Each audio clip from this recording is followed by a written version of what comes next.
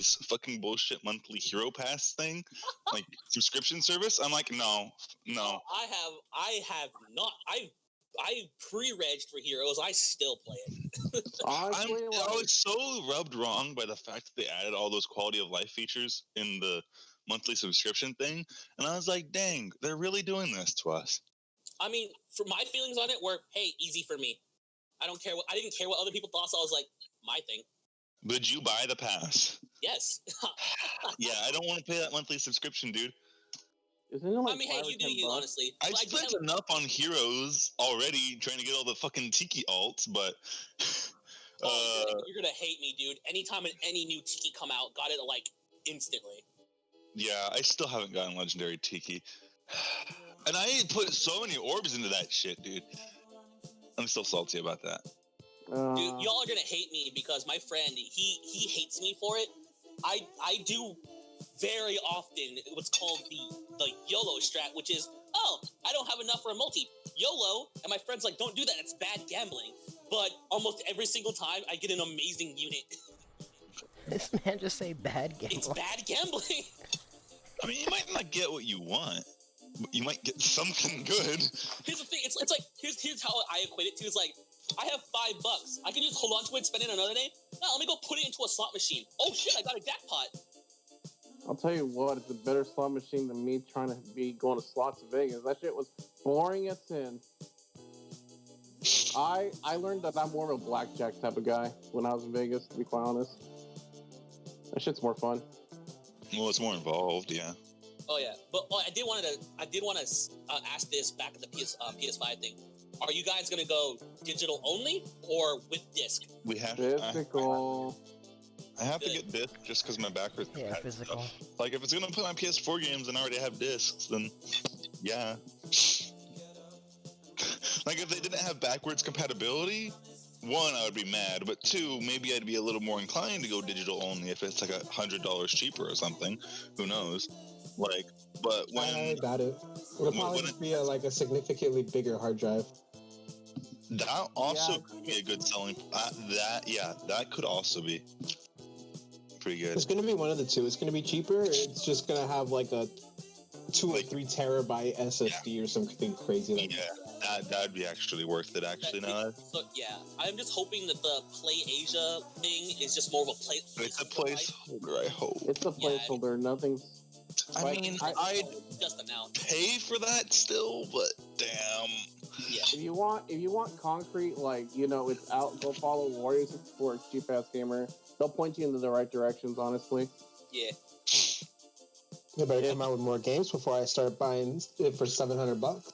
Just realize the only thing I saw in there was Spider-Man. I looked at everything else and I was like, nope. You're not Spider-Man. You're not Spider-Man, and you're not Spider-Man. I was excited for Spider-Man. When Spider-Man came out, that's how you start a show, dude. Yeah. Ratchet and Clank, I was really. Yeah, and Ratchet and Clank looked good. Really hyped for. Well, one thing I noticed in Ratchet and Clank that was a small detail that I really liked was like all the debris from the fight was staying on the ground the entire time. Nothing despawns. That was really cool. Mm-hmm. There was an issue I saw someone have. They were like, "Oh, dude, it's frame sucks." Blah blah. I'm like, you realize encryption on Twitch is like different, right? Yeah. That's like you're arguing about something that cannot be fixed whatsoever because of encryption. Also, obviously, what's it called? The Demon's Souls remake. I'm really excited for. Yeah, that looks good. I've never played it before. If that helps, I'm excited to cry about it. Because I'm gonna play and I'm gonna cry. But yeah, I hope fighting games do show something soon for it, because... Fucking SNK Bear show... Honestly, I'd be cool if they didn't, because then I don't have to buy it day one. I mean, I think everything's going to release them PS4 fighting games-wise for a while, though. Oh yeah, PS4 has always been a front runner for it. PlayStation in general has always been a front runner. I think it's gonna be like a couple years. Not been the front runner for fighting games always. PlayStation 3 was not the tournament standard for that entire generation of consoles. True. Yeah, I guess so. Yeah, because at the time also like KI and all that stuff was also existing. As long as the Japanese fighting games come out on Xbox Series X, that might be the standard. Yeah, which they don't. Yeah, good luck with that. They won't. Yeah. Japan's like Street Fighter 6. Microsoft. Some high hopes. like PS4 took over just because there were literally none of the fighting games were on Xbox other than Killer Instinct. Well, again, it's like Japan's like, what the hell Sup, is Matt? Microsoft? Yeah, I mean they stopped selling the Xbox One like halfway through the generation in Japan, I think, something like that. Oh, by the way, it's 7:01. I need to log into Dokkan Battle right quick. Alright, well, we'll start talking in a few minutes. Just gonna let people roll in, and I don't know if y'all are sharing anything, I but... posted it to my friend's Discord, the one that Lloyd Crow and I share. I was gonna do something tonight, but I forgot what it was, and now I'm worried. Oh my gosh. Probably gonna get back to farming JP after I'm done with this. Well, hopefully all of y'all are paying attention while we're streaming. Hell no, I'm playing Gacha. What are you talking about? I'm playing some PS. I mean, Sorry. I thought that's one of the appeal of gachas. You can just Yeah, do let me stuff tell you, while you're 1, chilling. 2, 3, 4, 5, 6, 7, 8, 9, 10. Yeah, I'm gonna be clicking left click rapidly. I Ron, can you have hear the- currently installed 20 different gacha games. Oh my Fuck, I god. don't even keep What? that.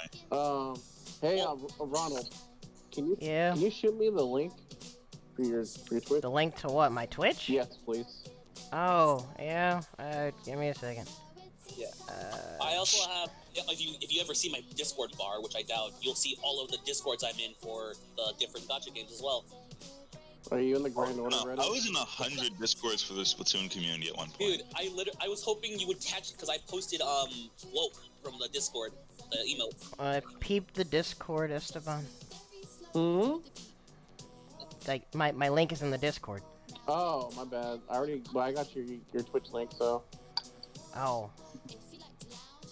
That's weird. It's not a clickable link. Usually when you do like a link like that, you can just click on it and it'll take you. You have to include Oh, probably 'cause I didn't put the HTTP for Yeah, I didn't do Discord that. to count it, It's weird. which I think is super useful. Yeah. But God, dude, luckily I don't spend way too much on gacha games. Otherwise, I'd be spending a shit ton because of how much. I'm a dirty degenerate, Will, so don't mind me. And that's not even counting the ones that I've been at the start of and died. Digimon gacha games don't live very long. I've been at the start and finish of 3 separate Digimon gacha games. I mean, you could be bad. You could be, what's that game? Based off the anime. It's one of the, I can't remember what it was called. Simple Gear, there you go. The Simple Gear gacha game, that only lasted for about, it started in the beginning of the year, I want to say. And then it lasted all the way to about May or April, and that game just died. Here you go. Here's the follow, by the way, Ronald. Thank you for the follow, my dude. But yeah, like, what's it called? Yeah, that game did not live whatsoever. It was interesting. Before, like, this, like, COVID hit, there was this group of people that kind of kept, like, analytics on, like, you know, quarterlies of, like, and monthlies of, like, you know, how gacha games did, like, by region. It was always really interesting seeing those numbers and seeing what went up and what went down and what were, like, consistently, like, top 5 or top 3. Like, Yeah. you will always, like, top 3, you will always see a Dragon Ball, you always see Fate, Yeah, Dokkan Battle. and you'll, with, like, a third one, like, okay, this third one swaps in and out. It's either, like, Azure Lane, Epic 7, or Grand Blue. It's either one of those. But, like, you'll see those consistently top in, like, charts. Also, shout out to King of Fighters All-Stars, doing pretty well. They've been doing pretty good. John Cena. Oh. Well, save some of the discussion for the podcast. In fact, I'm about to go ahead and start introductions and stuff. Alright. Okay. Y'all are talking about everything already. Oh, don't worry. I have much more to talk about. Again, I have 20 different gachas to talk from, not counting the ones that I've got Goodness good stuff to talk about. Oh god, my Twitter profile. You fucking jacked that, you son of a bitch. Well, that's what I usually have done. I've just used your Twitter. Anyways, howdy, those of you tuning in. Welcome to, I believe this is episode 8 of the FresGC podcast. Hopefully I haven't lost track. But by request of the homie Draxus Haunt, we're doing a Gacha Games episode today. This is gonna be interesting because I don't know squat about Gacha, but I do have some questions to pick the homies' brains with. And speaking of the homies, you guys can go ahead and introduce yourselves. We give a couple new guests today. Alright, well, I'll start off first since you already kind of introduced me. I'm Draxus. I'm the one who more or less requested this because he already had one, but then I was like, hey, pop me in because I've had a bunch of that. But nice to meet everyone. Yeah. It was basically the non-fighting games episode turned into the Gacha episode, so I just wanted to have an actual Gacha episode. Figured it'd be practical.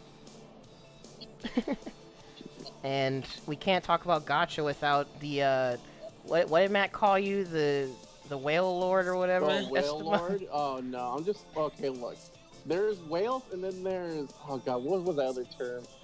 There's a tier above whale. I'm only the whale. The ones above me. Look, if you're not Toe Sniper, you're not. I'm not on that level, okay? But hello, hi. My name's Steve. You see on screen, but you can call me Steve. Do I introduce who I play or what? Well, I'll get to that in a second. Okay. Side note, Matt, I'm taking out any Mimi requests. I turned song requests back on. We'll see how it goes, but you're gonna load it with memes. I'm sniping you. Oh, yo, we can have we had song requests. I'll say meme requests. Well, I put it back to subscribers only. In fact, I probably shouldn't have it on at all, honestly. But I'm just gonna leave it on. Be careful because You that know, whole MCA thing going around. I forgot to mention something, but like earlier, but like I should have said that like we should have all like put together a playlist of just songs from Gacha games and have that playing. Yeah, well, I was about to ask you guys to just give me, if you guys want Gacha game stuff, just tell me what game to play the soundtrack from, and I'll bring it up. Okay. All right. Peep this. You're gonna do Fire Emblem Heroes, Tokyo Mirage Sessions. Go. Okay. Don't do that. Don't do that. I just started typing in Fire Emblem. Well, okay, we'll figure out songs later on, I guess. But aside from that, we have homies Donovan and EOL and Nick. They've all been here multiple times. I love where I am on the image. Bro, I told you I was gonna add you last minute. I mean, it works. He's a snack. Hey, my snack doesn't have Just screen here. What's up with Celsius's eye peeking out for the bottom of the screen. It's great. Digital art is my passion, clearly. Dude, same. I mean, that profile pic, I made that. Dang. Everyone follow Draxus for some sick art. I guess you guys honestly kind of did go into it in the early banter, but we can kind of focus on the first talking point now, though. I guess you guys could go around and just say either one or two gachas that primarily have your attention or ones that you've been curious about. And you could just go in the order of the image. In fact, we should start with Ewa because he was streaming earlier today. Oh, shit. Oh yeah, I played Grand Blue pretty much. That's it, just Grand Blue Fantasy. The only other Gacha game I have installed is Pokemon I think it's Masters, Pokemon Masters, right? High five. It's a gacha game where popular and well-known Pokemon trainers throughout the franchise, like Red or Blue and all that, and they have one Pokemon, and then they make teams of 3, and you gacha for the trainers. So like you could have a team with like Misty, Brock, and like Erica or some shit like that. Yeah. And then they each come in with their own Pokemon. And they all have voice actors. Usually none of the Pokemon trainers have voice actors. Like, most of the times, because you know how Pokemon is, it's just a game with text. You don't really hear voices. But each trainer has their own VA. But I turn that on once in a while to just roll. I don't really play no more, but I'll just roll sometimes. Like, you know, like every once in a while I'll log in and they'll be like, yeah, here you go. Here's a whole bunch of like stuff to roll, and then I'll roll and then I'll like not turn on the game again. But that's pretty much it. I feel that. So for you, it's still mainly just Grind Blue? Yeah. Grind Blue, the game that's like an MMO. I mean, if there's anything that's a grind, it's FGO. I had a feeling at least half of you were going to talk about FGO later on. But with Donovan, actually, Donovan, have you tried anything besides Grand Blue? I've played a lot of different things. I currently exclusively play Grand Blue Fantasy, but in the past I've played Fate Grand Order, which is actually kind of cool if you're into the problem is it's really hard to be free to play in that game. I have. Really? Well, okay, I'll wait for that later. I would argue and say it's hard to be free to play in that game. It's compared to other games. I can at least say that much. Compared to other games, it's hard to be free to play. I have a story about my JP journeys, which I'll talk about later. Okay. I have one as well. I have played Girls Frontline, which is arguably Girls Frontline, which one is that? Girls Frontline is the one with the guns. Gun girls. They're just all personified guns. It's not Poke Girls, it's Gun Girls. It's arguably the most free to play friendly. It's also super grindy, but it's pretty really? cool. I've played Azure Lane, also super free to play friendly. Oh, Yotar lordy. is very, very generous as developers. I've played World Flipper. World Flipper is really cool, actually. If you're into pinball at all, I suggest playing World Flipper. Wait, World Flipper? Yes, it is. Did you say pinball? It is a pinball MOBA game made by Psy Games. Wow. This is an That elevated kind of pitch has and my a half. attention. What else have I played? No, I didn't actually play Brown Dust. World Flipper, I need to I played Honkai for like 5 minutes. That was okay, I guess. That game was kind of just like, oh, here's like a mobile version of Bayonetta. I played Final Fantasy Brave Exvius for a significant amount of time. And that was pretty cool, but it was kind of just like... It was like Brave Frontier if it was just a Final Fantasy game. I want to make a note for that specifically. I will never forgive the guest characters that are Katy Perry and Ariana Grande. Yeah, I have... Like, for real? Ariana Grande and Katy Perry are in a Final Fantasy game. I have both Katy Perrys. I do not have Ariana Grande, but I do have both Katy Perrys in Final Fantasy. You ever want a team of Cloud, Squall, and Ariana Grande? Hell no! What the hell? That's not something I ever would have thought of, but That's duly noted. But King of okay, Fighters well- and John Cena. yeah, I'm about to say. Yeah, that's fine. Well, it's on at least with King of Fighters and WWE. That's on topic. You know, that's not terribly bad. Whereas like Yeah. Ariana Grande in Final Fantasy, that makes no lick of sense. I can definitely say, though, like, if you're into Final Fantasy, Brave Exvius is actually a pretty sick game. I can recommend it. I can bring another one up for that as well. The Dissidia Gacha game. I don't know. Opera, whatever the hell it's called. Yeah. Sorry, hang on. I was still bringing up this Ariana Grande shenanigans. Wow. Oh, did you just look it up? Yeah, look at that. Yeah. Look at her. Post something. A regular guest in... Okay, wow. Posted Okay. in the Well, Discord. Katy Perry is actually not a bad wait, game the in that image game, or the too. link? Whatever you posted. Or whatever, I just whatever you're Google showing on searched the it. stream. I mean, you can just Google it, man. Yeah, this is a Google search. Damn. Let me grab this image, I guess. Hold Wait, on. Dangerous Ariana? Oh, What stream on up. earth? Where's your stream? Oh, here we go. That's her sprite. Hold on, I'm gonna just look up what the. Okay. I saw. I was I just saw- putting an image in No, there. I caught a glimpse of it before what's it called. I got hit with the ads. Yeah, Oh, so gotta be Brave some screwball. Exvius, like, question. Nah, I'ma just ad block your stream. It's actually a pretty Freaking decent rude. game. The only problem, so we can cover my problems with all the games I've played further into the discussion, but I'm a Grand Blue player. I am a previous and current. I'm a former and current Grand Blue addict. I did quit for about 8 months, so it is possible, kids. Don't give up on your dreams of quitting mobile game. For those of you that have watched some of the previous episodes, Donovan has definitely been the main person to let y'all know not to get into certain gacha games. Oh no, when you get into one, it's like you're already stuck in hell. It's real. I'm not gonna tell you to not play Grand Blue. I'm just gonna let you know what you're getting into ahead of time. Yeah, because if you think about it, each one of them kind of has like their own hell, but we can talk about that later. Also, if we're gonna complain about gacha games later, then I have a bone to pick with SMT. But Well, I added this. I added a point just because y'all brought it up. okay. We'll get to that later, I Yeah. suppose. Since we did just spend a bit like listing off various gachas, in fact, some of which make me a tiny bit curious, but honestly don't know if I'll ever get around to playing them.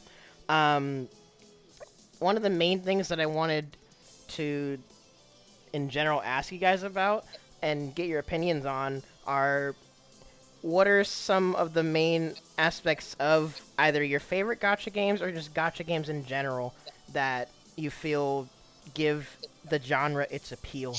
Before we continue on this, do I have no say on what I was playing or what has got my attention?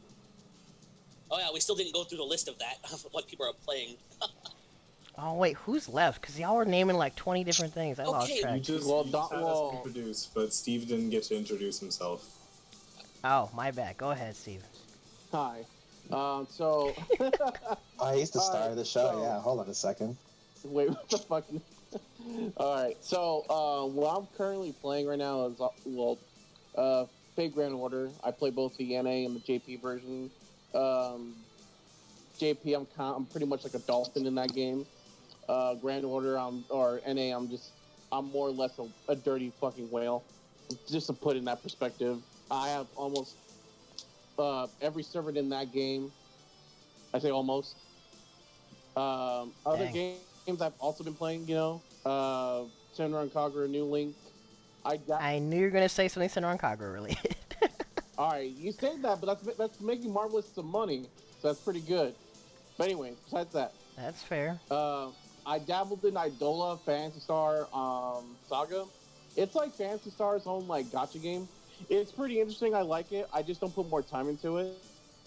But that was one of them I was playing. I was playing King of Fighters All Stars for quite a bit.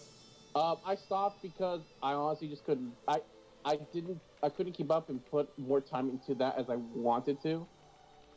What else? I did try to get more into Grand Blue, but honestly, like, unless you dedicate your time into that, it demands a lot of it, and I can't do that on as much as I would want to. That game is a grind. So you're a Yeah. money whale, not a time whale. Well, I am to certain, but not to Grand Blue, because Grand Blue wants you to put in that time, and with Fate, it just that doesn't allow me to, honestly. But that's a whole another topic for another later. I also used to play Fire Emblem Heroes. I dropped that mainly because I honestly just got bored of it after a while. I just couldn't. I wasn't putting in more time, or in my progression was kind of like, why am I still playing? I liked it when it first started, but I was kind of like, eh. So I just kind of just dropped it afterwards. But mainly I'm just sticking to Fate on both NA and JP at this point, and not really playing anything else. Is it okay if I go next? Because all that. Yeah. All right. So, no, you said to say one or two, but this is a list of me currently playing. Oof. That's fine. Go ahead, man. I play both. I play JP of Fate Grand Order and Dokkan Battle. In fact, I have 2 JP Grand Order accounts, just like I have 2 Global Grand Order accounts.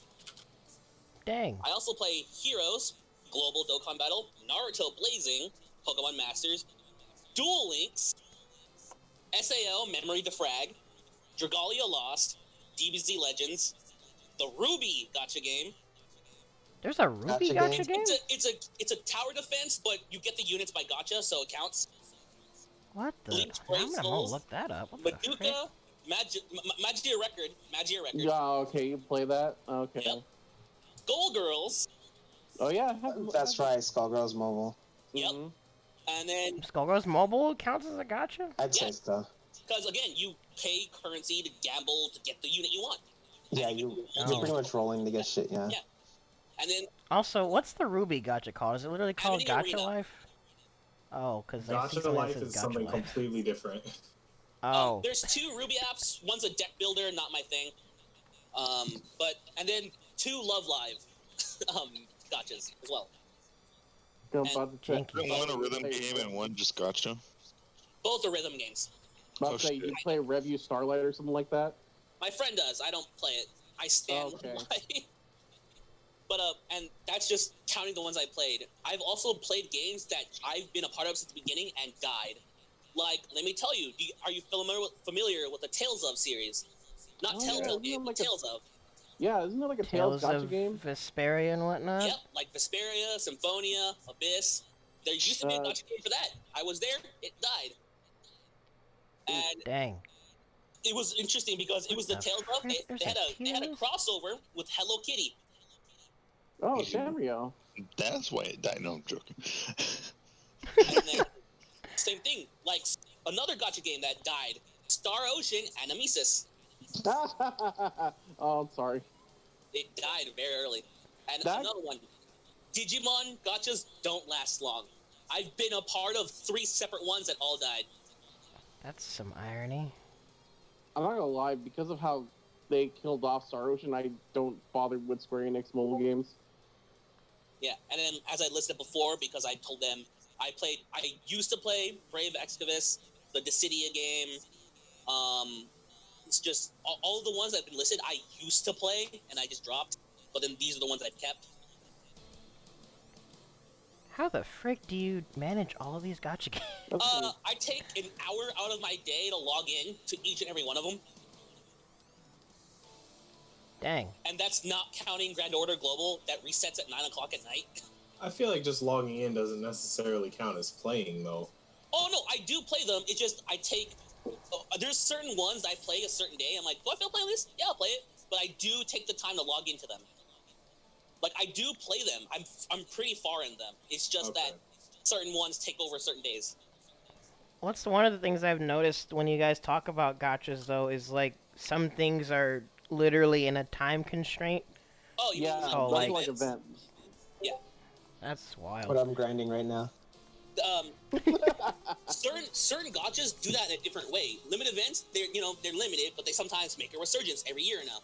FGO does something different where if an event happens, it'll happen a year later, and then it'll disappear forever. It'll have one revival. Supposedly. But we'll talk about that later when we get to it.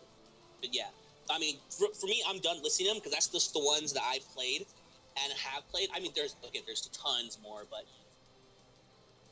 those are the ones I remember off the top of my head. Okay. And well, before we even get to any other topics, I did see this link you guys put in the Discord, and to not like get carried away with just throwing around too many terms in case there are people that don't know what means and yada yada. Is this description of whales and dolphins like accurate? I'm assuming this is general terminology. Yeah, there's no like hard definition to what is or is not a whale, but a dolphin is someone that is willing to spend money in a limited sense. A whale will just drop cash as they see fit. Yeah, it's just to them it's just another resource, and they're like, okay, we'll drop it here and we're gonna get it until we get it. I can break it down for you like this. You know that you are at least bordering on whalehood if you budget for MOBA game. Here's how it comes full circle when you know you're a whale, is when you start buying packs, not to roll, not to do multis or a single, but when you literally start using it to consume stamina to keep going and playing. That is when you cross the line, or cross the whale line, which I have, and I will not shy away from that. Matt always calls you out on it. But I appreciate the clarification still, because that's probably good to distinguish when you're talking about like time investment and all that stuff with gachas either way.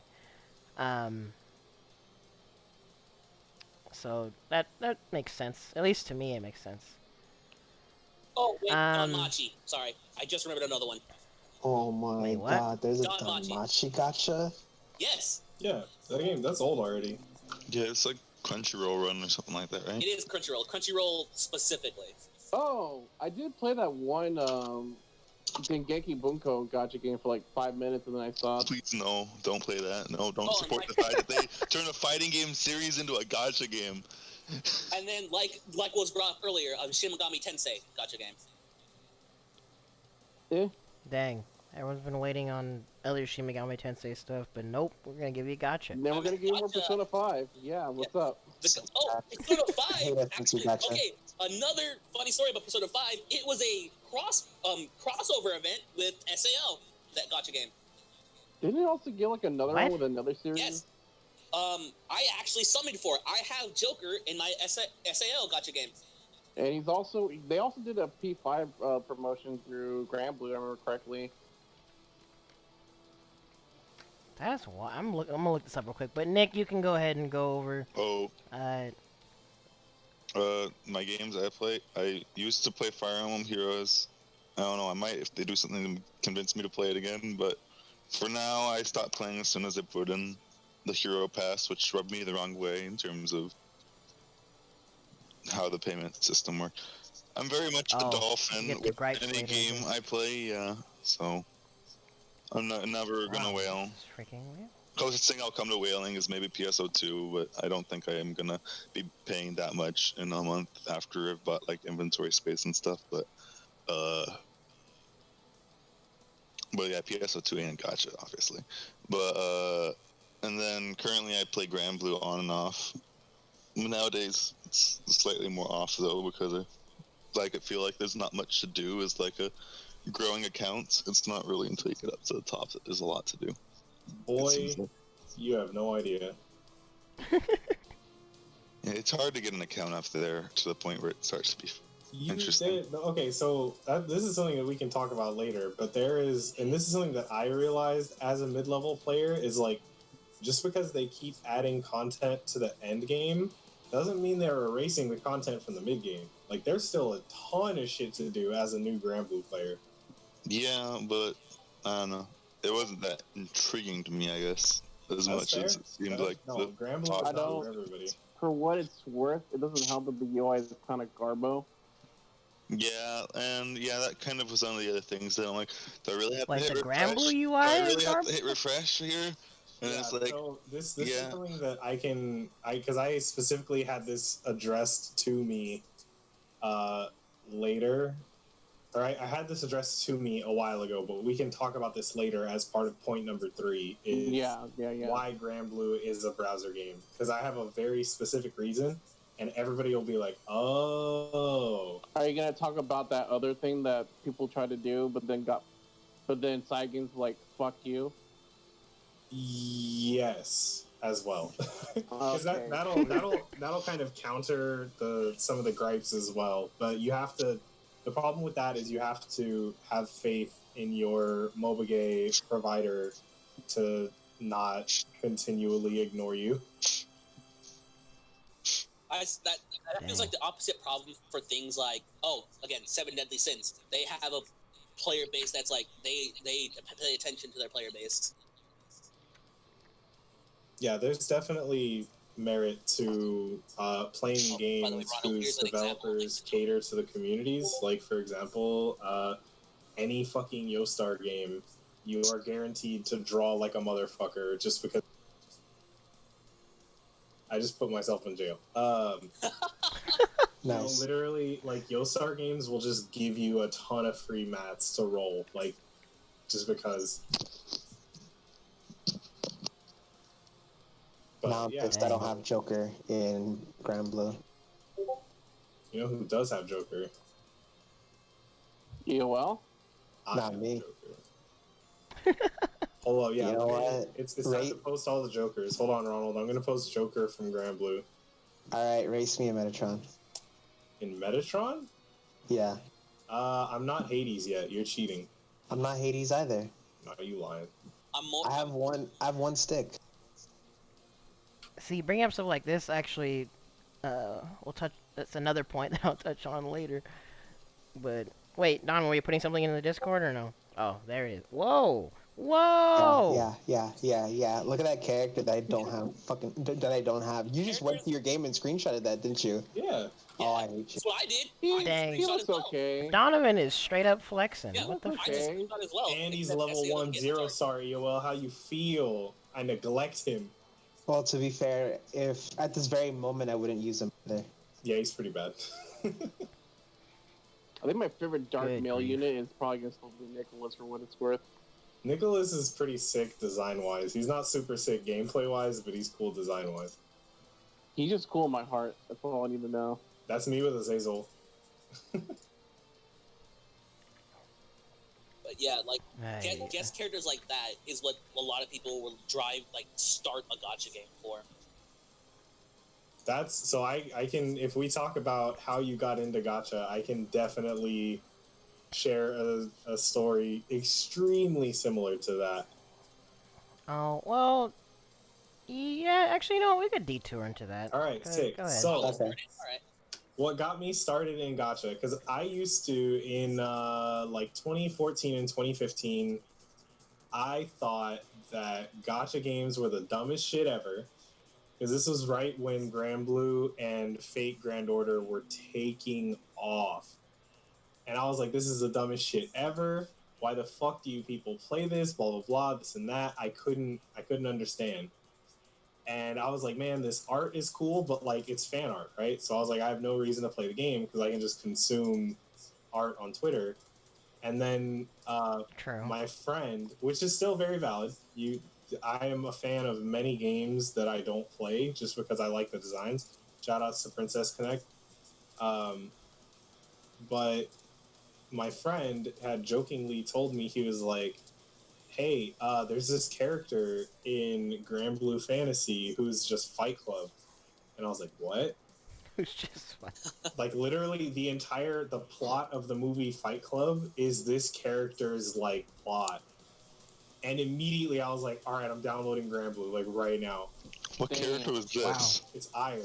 And everybody, oh, God, I'm so mad that they put Sora's into Grand Blue Fantasy, because that means that they're probably not going to put Ire in. But How do you spell that? Ayer. Okay. So Ire is what got me to play Grand Blue Fantasy, and everything after that was like, well, I'm already playing Grand Blue Fantasy, and I really like the game. The thing that drew me in is that I really like to play MMOs, and Grand Blue Fantasy is essentially just a turn-based MMORPG. That's it. Like you can swap classes with the main character. You build a team setup. You progress very similarly to an MMO. It's just very MMO-like, and it just kills me. It just soaks up my time if I allow As it. MMOs do. Yeah, exactly. I play it like I play an MMO. It's like when I have nothing else to do, I'm just playing this game. But so that was what got me started in Grand Blue, and then everything else was just kind of Fell into place. I applied kind of the same logic. I'm like, well, if I could start playing Grand Blue off of Ire and like it, I could play this other game based off, whatever. And so I played Azure Lane when it first dropped because friends told me it was super good. And at the time, the idea of a like shmup MOBA game sounded really cool. And then I kind of maxed out on the PvE, and the PvP of that game at the time was fucking trash. So I was like, okay, I'm good. Girls Frontline I started playing because of the character designs. World Flipper I started playing because it had got announced, and I was at the time not playing Grand Blue. And I was like, oh, it'll like scratch my mobile gay itch, because it's made by Cygames. It's a more comprehensive experience, I guess you can say, because it's not a browser game like Grand Blue is. It's an actual, game. But yeah, so typically my experience with MOBA is like, I like this one character or this one mechanic. I'm gonna play it and see how it goes. Sometimes that's all it takes. I'm pretty sure that's like everybody's story, but that's. I haven't. Contrary. something that gets My you- story is actually kind of different in that perspective. Same. I also have a contrary thing. Mine was a purely selfish reason of why I got into it. Wait, what do you mean a selfish reason? Well, it was more of like also kind of a scummy thing. It's like, okay, let me start with it. My first one was DBZ Dokkan Battle because I like Dragon Ball Z, and I was like, hey, it's a mobile app. I want to see how it plays. What's it like? Oh, it's basically like card collector. Like at the time, I was collecting Pokemon cards, Yu cards, and all that, and that's basically real life gachaing. So I was like, it's just basically getting cards, only digital, and I don't have to worry about them getting destroyed. Cool. And my reasoning for staying with it is my first summon was the luckiest thing in the world. I got the banner unit and like other really good units for that. I was like, oh my god, that's really cool. I'm keeping it. And most of my gacha games that I have, I've kept because the first roll was amazing. Oh, so you're a luck sack. Oh, no, it's always been that way. Like I said beforehand. Well, I got my own story from that. Yeah. Don't play Grand Blue. Yeah.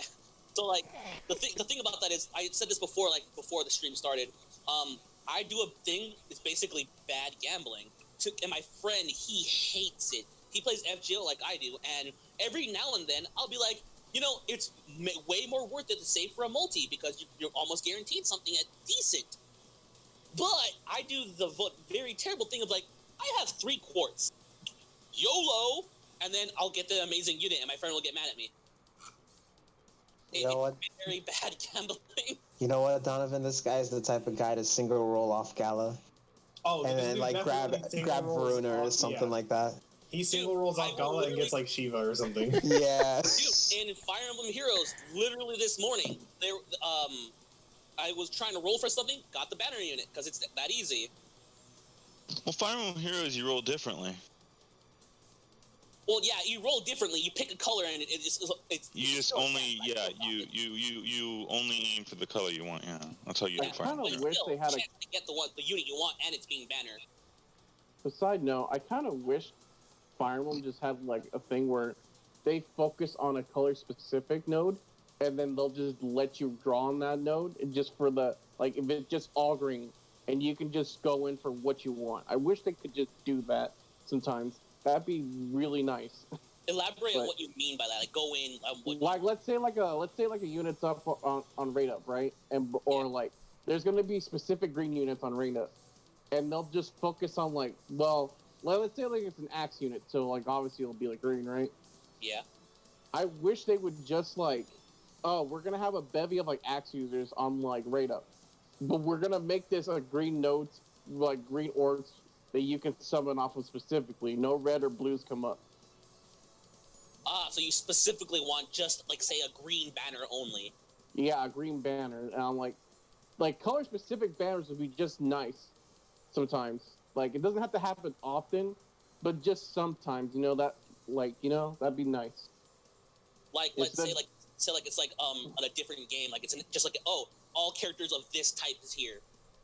Yeah, like, you know how like in like for Grand Order specifically, how there's just like a Lancer banner or like a Rider banner. Yes. Like just one class or color unit. That'd be nice to just have. I throw out the example of Dokkan Battle where like there's a certain banner, it's like, this is Goku's family only. Only like Goku family units here. So you have a higher chance of getting what you want. Yeah. Gotcha. I see what you mean.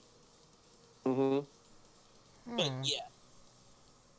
It's just it's stuff like that, and like I said before, I get really lucky, and sometimes I don't get lucky. But if I really want to get back into the game, what I do is do the scummy thing and reroll.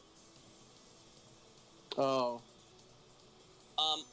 There was once a point in time where I actually did this, and I don't know why I did this. I rerolled FGO like a secondary account, like a completely secondary account, about 40 times, because when you logged in, you got a certain amount of friend points, and there's a card in the friend summon called Angramon. Don't want to talk about it right now.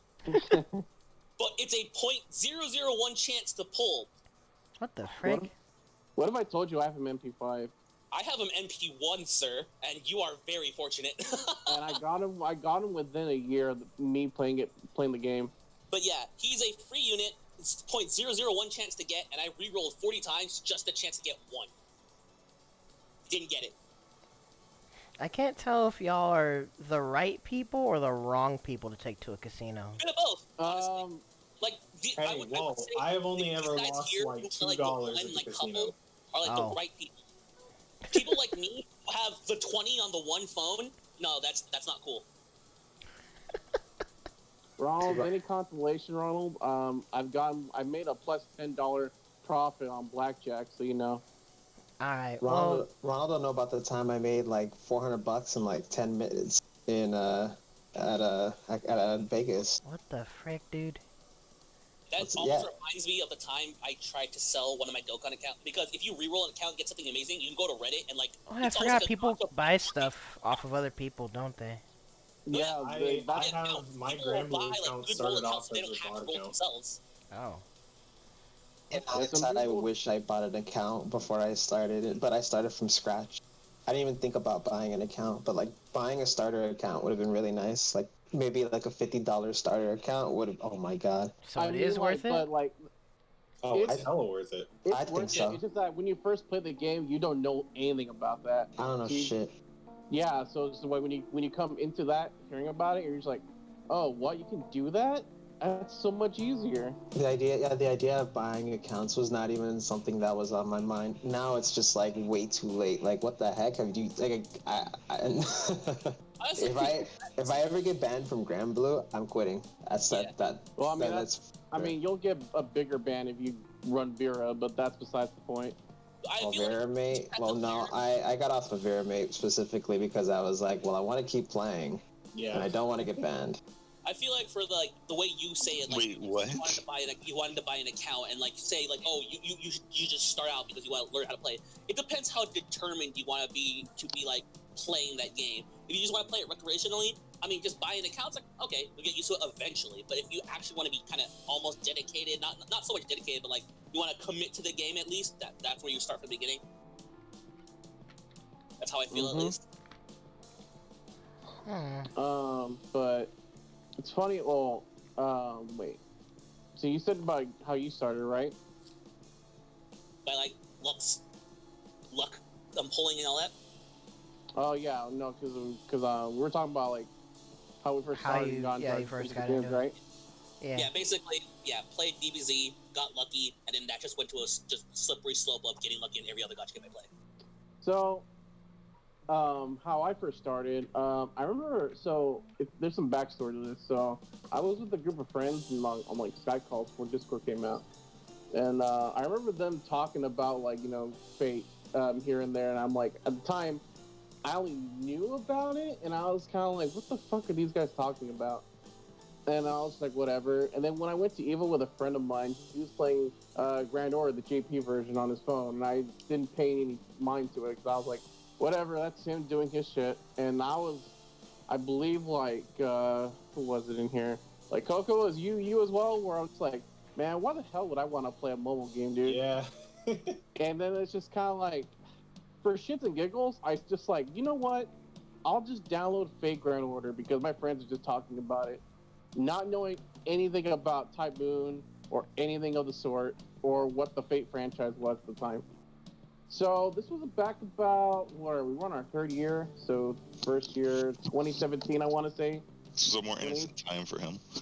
Yeah, right? More innocent before I was corrupted, right? Maybe it was 2018, I want to say. 2018? Yeah, sounds about right. So I started, and I downloaded the game, and I remember playing it. I was kind of like, okay, this is cool. The character designs are nice and everything like that. And for some reason, it was just kind of like, when I was starting to play, it was just like hitting me in the right, like it kind of like hit like the check marks of like, the gameplay loop and how I was approaching it. And me liking playing the game. And then like, once I started reading and getting into the story, it kind of just took off from there. And I just like, started getting into the game and then slowly making my way towards like other things, but I wouldn't branch out to like other things until maybe I want to say like the year after. But yeah, that's pretty much how I started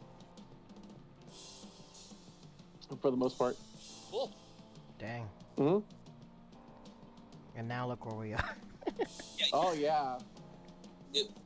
I mean, sometimes gacha games will put you in situations where like, that's very fortunate. like I have a story that I'll probably go into the community section, like aspects of gachas. So I'll tell that later. And it was a very amazing story for me, at least. But yeah. Anyone else? How they started? Yeah, me. Pretty much, I like SMT a lot, and especially I just got done playing SMT4 Apocalypse, and I was like, oh man, SMT. When's the next SMT game? I think SMT5 got announced, but like obviously we ain't got nothing on it yet, outside of the fact that it's going to be on the Switch. Yeah. So I'm on an SMT high at this point, so I'm just like, wait, they're coming out with an SMT gacha game? I ain't really out here trying to mess with gacha games because blah blah blah. Degenerate spenders or whatever the heck, right? But I was like, nah, this is SMT, I'm about to do this. So I jump in, and for various reasons, I'm not really trying to mess with that game no more. So I'm with a whole bunch of friends who play a bunch of gacha games, and by a bunch of gacha games, I mean pretty much just Fate Go and Grand Blue. And I'm like, hey guys, which one should I do? And they pretty much laid it out for me in regards to like, Fate Go, you're more likely to spend more, but Grand Blue, you're gonna grind more. Yeah. And I was just like, not to mention the fact that like, if I want to play on JP, which I don't want to play on JP, I want English. So then it was like, well, English is like a few years behind, and I was like, okay, well, I'm not dealing with that, so Grand Blue it is. I want to interject a little bit. I want you to go back to that Google page you were just on about SME sure. And lower it a bit because I thought you were going to see it. I thought you were going to see it, but you're going to see it now. The Bayonetta crossover. Keep going down. What the frick? Not that. Not this? There it is, right there. Bayonetta crossover. This is real? For SMT? Oh, that's cool. Yeah, it had a Bayonetta and a DMC crossover. Wait, so have you played this game recently? Bayonetta's confirmed. Yeah. No, I quit after the DMC crossover event stopped. Oh, okay. I think you still played after. I think you still played after me because I don't know of any crossovers. Oh, yeah. Bayonetta and Big Cry had a crossover event with SMT Liberation. Oh wow. Yeah, I only knew about these through the ads, honestly. I think that's how I think I was on social media one day and I got an ad for SMT and I was just like, oh wow, this is, yeah, I'm doing this. I played the beta. I played it like in beta and everything. I actually have a story about that. This is gonna be a small story. My account suddenly got banned one day. I was like, why did it do that? I had to message like the people like, hey, why did my account get banned? It's like, oh, sorry, we mistook your username for something else. I'm like, what do you mean you took it like for someone else? Mine's completely unique. How could you mistake me? I made it up. Apparently not. But yeah, I got banned and I got it back. But I was like really afraid. I was gonna be very mad if I got stayed banned. Sounds horrible. Also, side note, whose Discord notifications are on? Oh, my bad. I was just wondering who I kept hearing it from. Well, just to make sure, did everyone go over how they were introduced or what they started with? I didn't. Oh, go But it's not that special. It's just like, hey, Fire Emblem game coming out, cool. Let's look at that. Because it was like Nintendo making their first app game, and I was like, cool. Wait, which one's the Fire Emblem one again? Fire Emblem Heroes. Okay, it's basically Fire Emblem gameplay, but yeah. Well, small. Nintendo sponsors it. IS is the one that makes it. And then after that, I played that for a while. Nothing too serious. Spent money here and there, and then isn't that what people always say?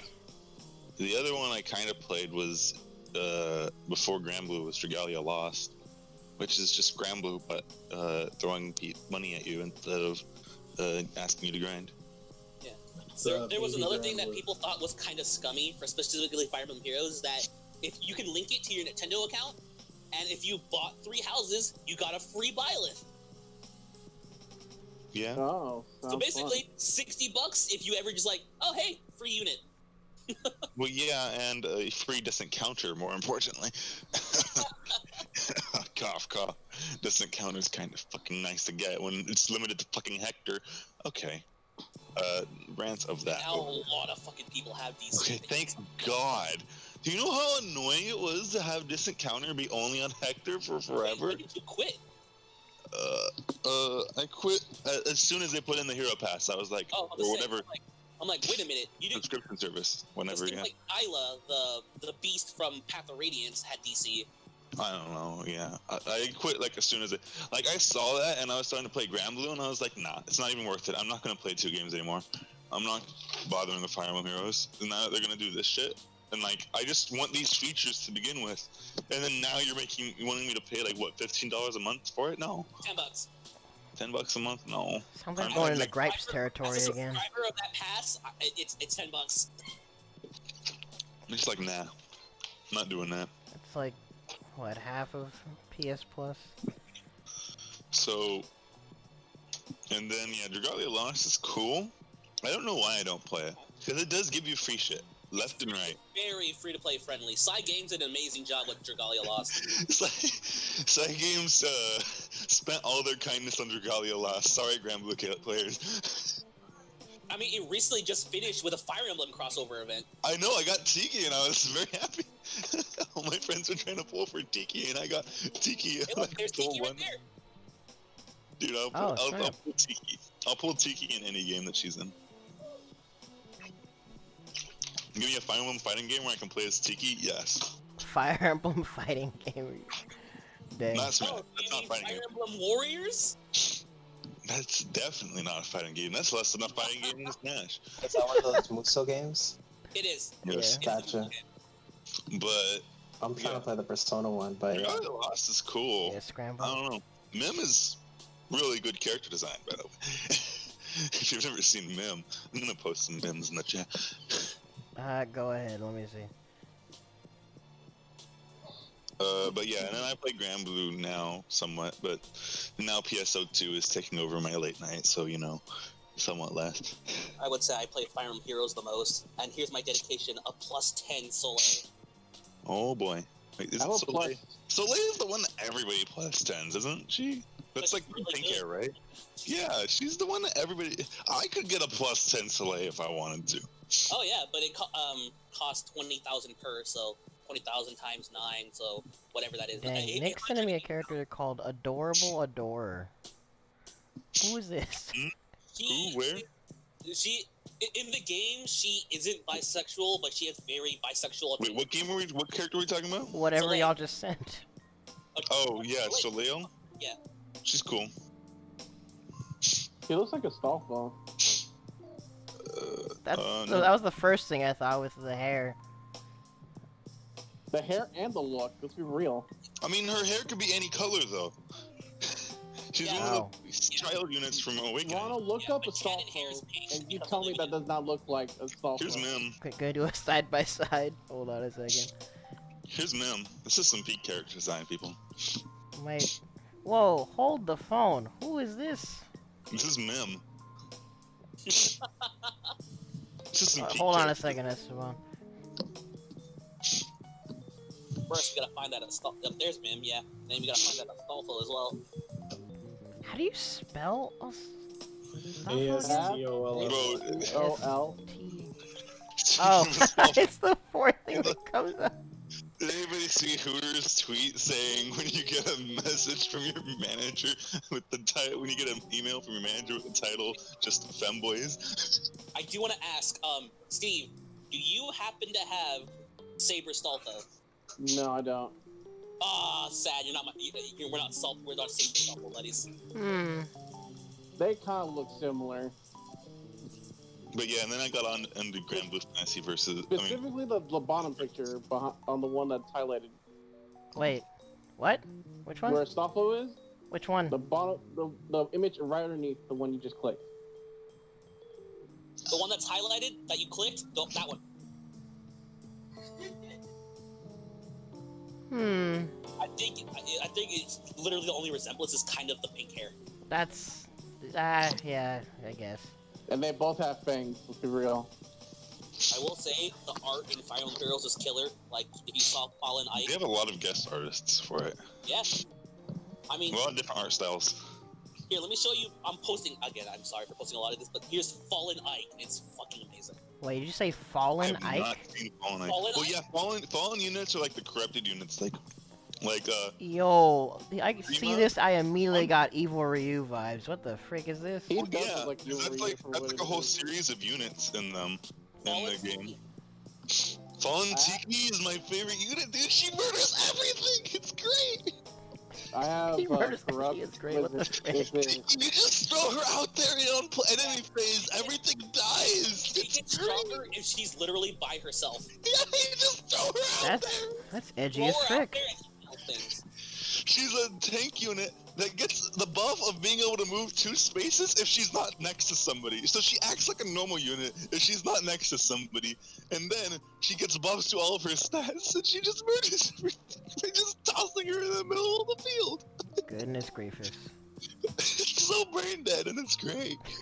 Any unit where you can just let people die without penalty, which there are a lot of maps where you have to like keep all your units alive, but any map where you can just let people die, just throw her out there.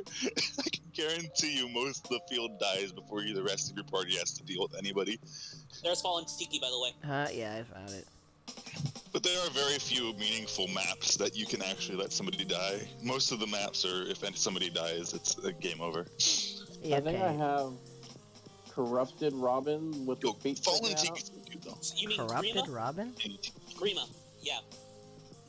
Also, with all the characters that we're sharing and everything that you guys are gushing about, we're honestly kind of already getting into the second talking point. And I might as well just have you guys like elaborate on further anything that you guys wanted to bring up, or what some like pretty clear aspects of Gacha that you would say just people naturally like about them, or Design of the characters. character design. Instant appeal. Yeah, character design's a big deal because like that's what's gonna bring people in. I mean, hell, Zeta's character design got me into Granblue. Actually, Like the Some layup people 2-point answer. Some people could play a game and be like they like have no idea, but be like, that looks cool. Let's try it. I don't want to say it applies to fighting games too, but what were you gonna say, Donovan? The like layup 2-point answer is just characters. People start playing MOBA because they like a design that they see, and it keeps them interested long enough to get actually hooked. Yeah. I mean, honestly, even when just Granblue Versus was first revealed, obviously the attention was on Zeta for me, and then you showed me Narmaya Donovan, and I was like, it's a wrap. I'm playing this character. And it's not enough for me to play. Well, it was enough to... That's kind of the thing about it. It was enough to make me curious about the mobile game, at least. Like, For what it's worth, there's 3 different versions of Narmaya that you can play in Granblue the MOBA game. Oh yeah, summer, normal, and then Christmas, right? oh, those are all actually separate, like, Yes. Yes, it's actually. called- it's entities? the I limited thought they were event. just, like, costumes or whatever. No, No, they it's all like exist. limited in event. There are those too. Yeah, alts. That's why there's in from Heroes example. There's regular Ike, that Fallen Ike. There's Valentine's Ike, Christmas, not Christmas, but like summer, shit like that. So that Oh, man, feeds with into the Hand Order? importance of getting, like, good chances with, like, different units, right? And, like, getting lucky with certain things. Luck doesn't exist if your wallet is deep enough. Oh, never mind. Let's see. Well, in Grand Order's case, there is like so many different versions of Artoria, which is, for layman's terms, Artoria is basically the saber of like Fate, the poster girl. She has like a shit ton of different versions or faces of herself. Yeah, And- Saber is, like... That's actually a category. It's called Saber Face. Or Takuchi face, you want to put it like that. Saber is, like, the waifu template. Of just 20 bajillion different versions of that character, and you know people will buy into it. At least from what I've seen. See, here's the thing. People like Artoria, but they like the different versions of Artoria that's not her saber. Yeah, If that that's like, makes it's a sense. Like, template, though. people like, I like Ryu, but I don't like Ryu, vanilla Ryu. I like evil Ryu. Freaking Matt Saber sucks. Artoria Lancer is like my favorite saber face, honestly, because reasons. And but no, like Because like, reasons. Bro, everybody knows the fucking reasons. Everybody Hey, likes man, look. Artoria Lancer for two the exact nickname for reasons. Lancer Saber is Booby Saba. Hey man, look, I have her MP5 build Artoria 100. Don't even Lancer. at me. You know what, Ronald? To make it easy for you, here's a Saba guide for you. Well, I searched Artoria Lancer, and this is what comes up. This is what you follow: the Saba guide. The Saber what? What I posted. Saber guide. Let's put this up here. And that's all you need to know about it. Oh yeah, well I was laughing at what Matt said. Wait, Saber, God Saber, Small Saber, Beach Saber. No, I think I've really seen most of these. Although I really did enjoy Camelot when she was in there, as well as everybody else. That was a really good story section to read. I like how the one covered in armor is apparently the Booby Saber. I'll take you guys' word for it. Do you really want to post it? But so I guess like the aspect of why I like this game, right? I started getting into it when like the gameplay loop and everything. Well, are we still talking about? We're still talking about like the aspects of why. Yeah. Yeah. This is gushing time. Okay. So like the reason I got into this game, like, or like I started playing is like obviously the gameplay. When I started reading it, like I said earlier, it was really really good. And then like when you get to like the late, like towards the halfway point and getting more deeper into it, it was really fun like reading that, and it was just kind of like, wow, this is like, I'm having a lot of fun reading this, and it's just like, I want to know where this is gonna go next.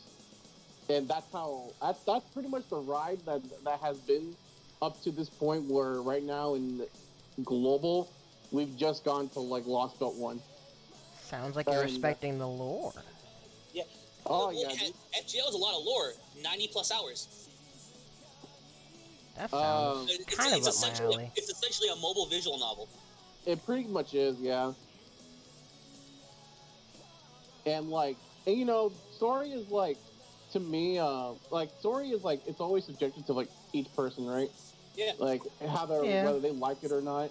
For me, like this is one of the things where it's like, there's a reason why this game makes a lot of money. But taking the story aside, it's also just like the characters that are in it, people, as well as it just being like an IP that's well known.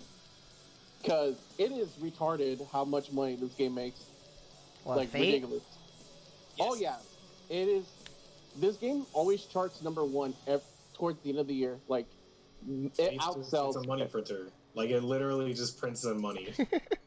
Also, They've got a good system established. Not enough money to fund the Tsukiheim remake, apparently.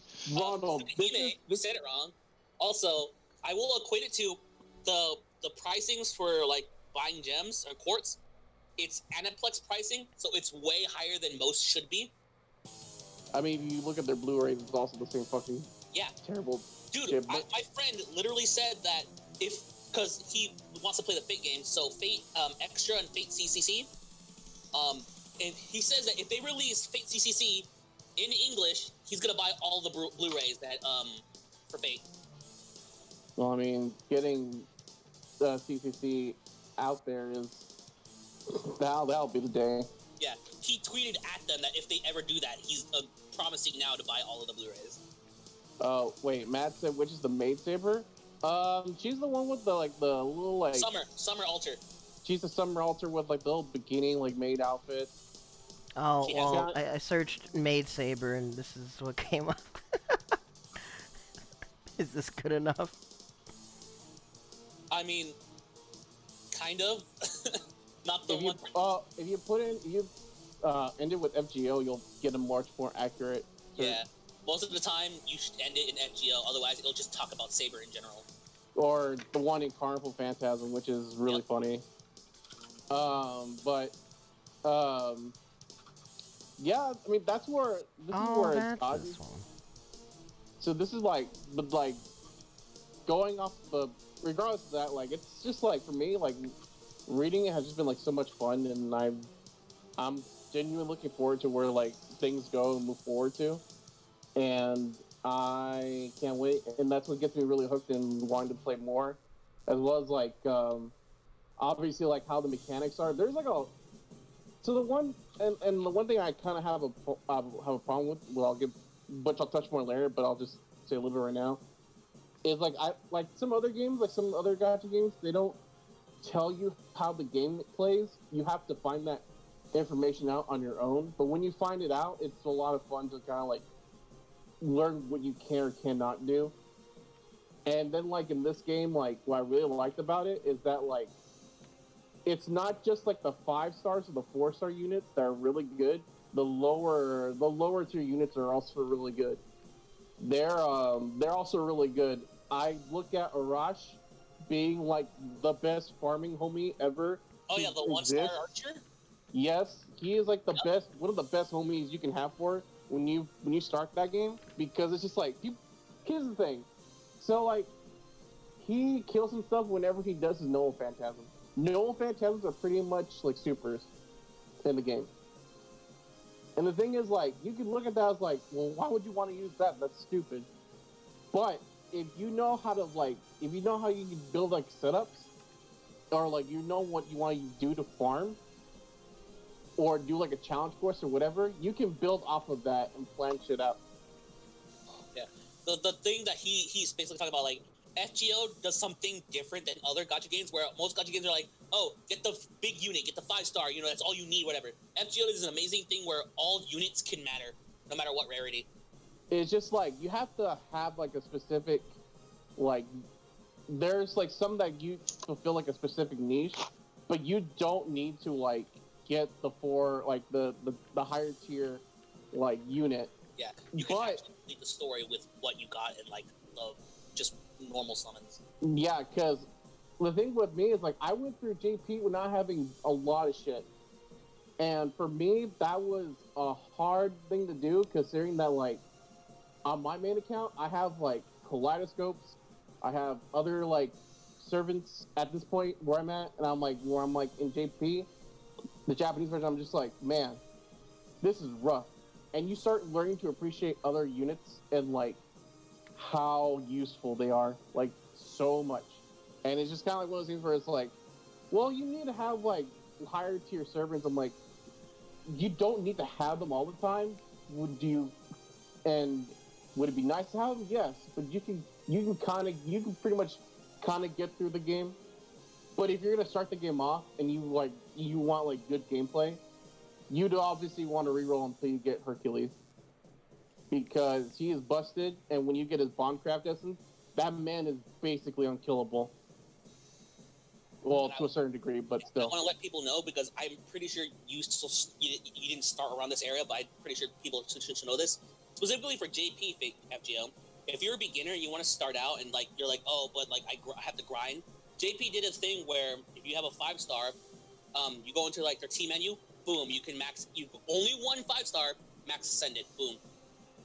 Oh, are they still offering that? I thought that was last anniversary. I thought they were still offering it. No, that was only an anniversary thing. Oh, yeah, but that was when a bunch of people, like my friend Lloyd Crow, that's when he did it. Yeah, but like, even though like, let's say like you're playing global, that feature will still come like later to global, like about like a year from now, because. And the good thing about if you want to play global is that like, because like yeah, it sucks that we're like behind like 2 years, essentially, but you can use that as a roadmap as to like what you want to plan out and what you want to get, and what you can focus on specifically. So there won't be too much that won't like surprise you if you want to look at it like that way, and you can plan out like your plan of attack of like, well, I want to just get this one and then I'm done, type of deal. So it has its ups and downs and whatnot, but I think there's like a lot of appeal that the game has to offer, in my opinion. And that's what makes me come back to it more and more. So it sounds like it's not just only wait, what? No, nothing. Oh, it sounds like it's not only like character design that seems to be of an appeal, but it seems like you guys also have an appreciation for lore and the design aspects of some of the games too. Mm-hmm. Yeah, so it's just like you learn to to appreciate a lot of stuff. But to me, I don't know how many people actually go through and read the story. And If I played them, I probably would. Oh my god! But you'd be you'd be amazed how some people will just go through the story and be like, I have no idea what just happened.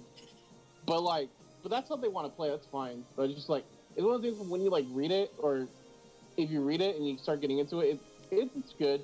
Granted, some games probably have a bit of a rough start when they start out, but just give it some time and it'll fix itself out and it gets better from there on.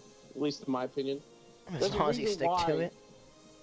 Huh? As long as you stick to it, in other words. Oh yeah, there's a reason why oh yeah, of course, and there's a reason why Fate Grand Order of Babylonia got animated because it was one of the parts that people loved in the story and wanted to see animated, and it looked really good, and it was a lot of fun to watch. I wish I could say the same thing for Grand Blue's anime because I hear nothing but, at the best, it's mediocre. Yeah, I haven't heard any positive discussion of the Grand Blue anime. Which amazes me because I'm just but that game but side games makes money off of that. Wouldn't they want to treat an IP like that better? So I don't know why it kind of gets that reputation, but I mean, as long as they sell the Blu-rays to get to just get the players what they want, I mean, I guess that works out in their favor. I don't know. So it kind of amazes me. I don't know. I mean, EOL or Coco, have you guys seen the anime? Yeah, I was gonna ask, do they have any input on that? I have watched two episodes, and both episodes were the Cheetah episodes, so I've never actually watched the actual anime. But I remember. I am the wrong person to ask about lore and ancillary things because I don't give a shit about the lore and I don't give a shit about anything else. I literally made up my own lore for Grand Blue. The deal is that Lyria fell out of the sky and Gran was like, yo, what's up? And she was like, help, these men are trying to capture me. And so now the entire Skyfarer crew is on an anti-lolicon crusade. You basically created your own headcanon. That's exactly what I did. I have no idea what's going on in the actual story, but I know for a fact that Gran, Cat, Lyria, and all the homies are out there beating lolicon ass. Yeah. What's up, my homies? That's one hell of a headcanon. Donovan, now I want you to actually write this out. Also, I promise. If you tell me something that's going on, I will figure out a way to incorporate the lore. that's a ridiculous. Yeah, Passion Lip is a Ronald character. I watched 2 episodes. I'm the wrong person to ask about that. Did you say Passion Lip? Wait, I who? posted a passion lip. That's a Ronald character. That's my passion lip, and You know what? For what she Wait, is, their name's literally Passion Lip? Hold on. She's basically an alter ego of BB, which that's another part of Fate lore to go into. It's based off whatever. Whoopston is this? I just realized, Donovan, Ronald's definitely the type of person who plays drafts only. Ronald is definitely a draft main. He only plays drafts. He'll spark for Anilla, but Andira is still at level 1. Yeah, he'll spark for Anilla. His fire team's Anilla, Greya, and not Ganondoza. There's not a whole lot of fire drafts. Rest Valley? Mugen. That is fun. I'll go with Mugen. Or Ryan. He would definitely like Mugen, I think. Oh, yeah. The only fire draft Mugen's your favorite male draft, for sure. Wait, Mugen? Ronald, Mugen. why just come in? Because it said Breast Valley. Wait, you said someone's name Mugen? Yes. Ron, do you want the skill list? I can bring that up for you right now. Sure. Wait, whoa! But I also do call being next to be why something drew me in. Yeah, that's Mugen.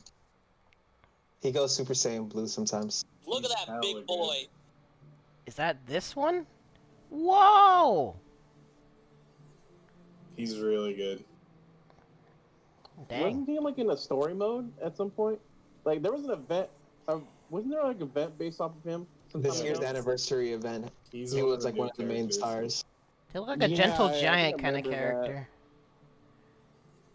Yeah, they finally got off of the what makes the sky blue.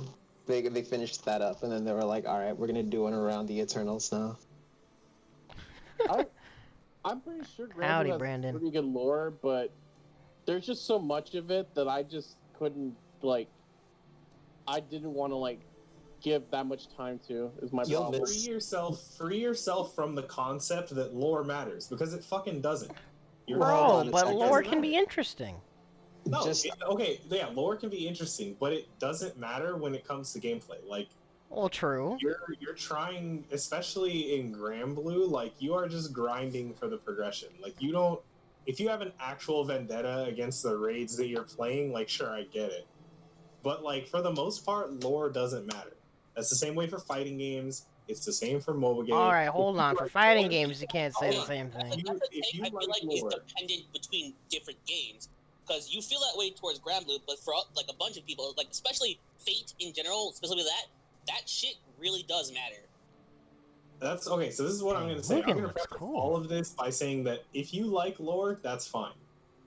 Lore, for the most part, doesn't matter. The lore isn't going to affect. Yeah, I how get the- what you mean where in terms of gameplay, it doesn't matter. Which is why, like, normally in games, it's good. It's like, it makes things all the better when the gameplay is integrated into story and what you do matters. Yeah, if the lore is your motivation, by all means, that's fine. But the lore, for the most part, doesn't matter. From That's what my- I've seen with Granblue, the lore, you consume it all, like, through, like, side stuff, don't you? Like, you have to read cards and whatever. I forgot what it is, how they split up the lore in Granblue. There's a lot of lore for characters in there, but it's mostly just events and like story quests. I can see where Coco's Oh. coming from because you can apply it to like a lot of shit. To be quite honest, where it doesn't really affect anything. It's just like, but is this gonna like do anything for the gameplay? No, not really. Yeah, So it's like on that perspective, like yeah, I can understand. It's more of like, do you choose to take this in, and if you will like it or not is the other thing. Yeah, it's preference. And actually, to address what Brandon said in the chat, for someone like me, for example, that's like on the outside of the franchise, Granblue Versus, it was the reverse for me, where the lore that they presented in that game actually gave me a bit of intrigue to the world of Granblue.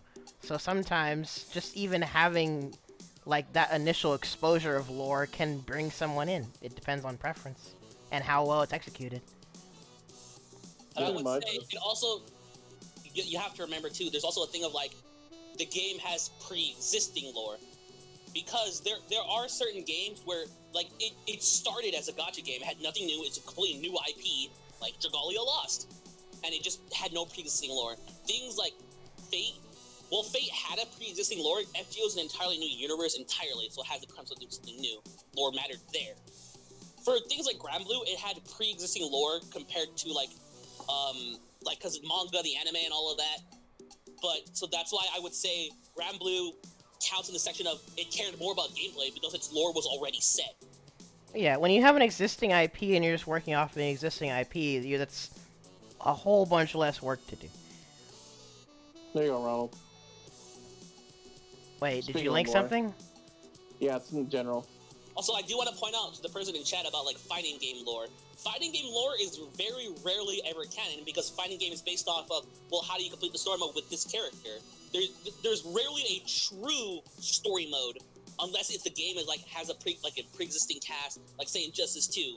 But even then, that's not canon because there are two endings. I mean, like, okay, you say Injustice that, but is like, also like the perfect example to use for this because Injustice is the dumbest fucking lore in existence. It's literally, I'm pretty sure Injustice 1 is like everybody eats kryptonite so they can beat Superman's ass. Everybody eats No. kryptonite. Batman and like Lex Luthor develop a pill that allows them to be on like Superman levels so they can take him down. Fucking dumb. Injustice is the dumbest fucking lore. Shout out to Injustice. I like that game. The comics are always like. Nah, I'm the opposite. That game fucking sucked. The only good thing about that was the story mode. Talking about Injustice 2? Injustice the series. Oh. See, I'm a little sad because I posted in the last podcast I was here. They talked about like the games that brought you into fighting games. And, like, how you want to get better over that. I was the one with the outlier who put Injustice 2 is where I started it from.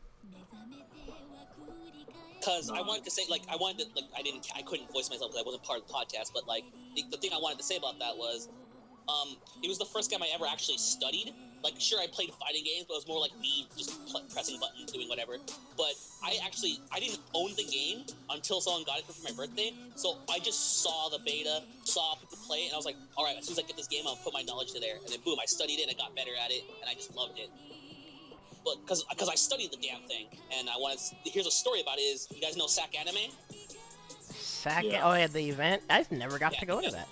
Yeah, I've heard there about was it. SAC Anime Winter where they had an Injustice 2 tournament. At that point, it was pretty much a dead game. So when I signed up for that tournament, it actually didn't go off because there weren't that many entrants, sadly. So we and the few people who started was like, okay, you know what? Let's do King of the Hill. Person who wins stays. You know how it goes. Person who loses leaves. I never left my chair, and that was that. I was like, it was easy money, and the tournament canceled. I studied for the hell of this game for it to die. What the frick? That's me and Uni here in Senko. Wait, what in Senko, Donovan? Uni. How? We play Uni. I actually just got Uni. No. The King of the Hill thing. My bad. Oh, okay. I'll let you get your flexing in.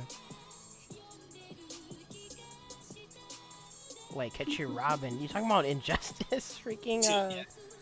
Brandon? Also, okay, so I was trying to read about this character. Oh, BB? Yeah. What? No, he's talking about Passion Lip. Oh, sorry, Passion Lip, yeah. I don't know, like, the context of, like, how the universe works for this. Wait, what? So take that initial D shit. You should probably like remove that. I apologize for snitching ahead of time, but you should probably like get that. Oh no, well thank you. In fact, I'm sniping Matt's freaking meme shenanigans for tonight, so thank you. I should make you a mod, Ewa. In fact, Ewa, I'm gonna make you a mod. Sounds good. I saw base boosted, and I did not trust that at all. He already almost got me with the Sonic X base boost. Again, for podcast stuff, I want to try and keep it much less memey if possible. Yeah. How do I do this again? Oh, okay. But, see, it is kind of hard to keep track of, like, the points brought up and the gushing over various things, but at the same time, that's why I kind of like the freeform discussion, of these topics. And it keeps making me think of things that I was gonna bring up, but I kind of want to save them for later, once we, get to it. Also, Brandon, you tried to... Brandon tried to search for a Sonic song, but it brought up literal Sonic gameplay. Oh, wow. Oh, nice. Let me fix that for you, Brandon. I do want to gush about one of my own games as well. Go ahead, and then I'll go to a different talking point. It's only because a lot of animes get gachas. It's just at some point they're gonna get one, usually. Like mainly Shonen Jump, I would say, when it Shonen Jump animes. But for the longest time, DBZ, Bleach, and all that, they had one, and I was like, man, I'm a huge Naruto stan, so I was like, oh, I can't wait for one. And then when Naruto Blazing came out, I was like, fuck yeah, I'll join that. Pre-registered, got it, boom. My account still is the day one account I got. And trust me, Naruto is whack. But it's the fact that I know how whack it is. Brandon loves Naruto. He's freaking memeing. No, yeah.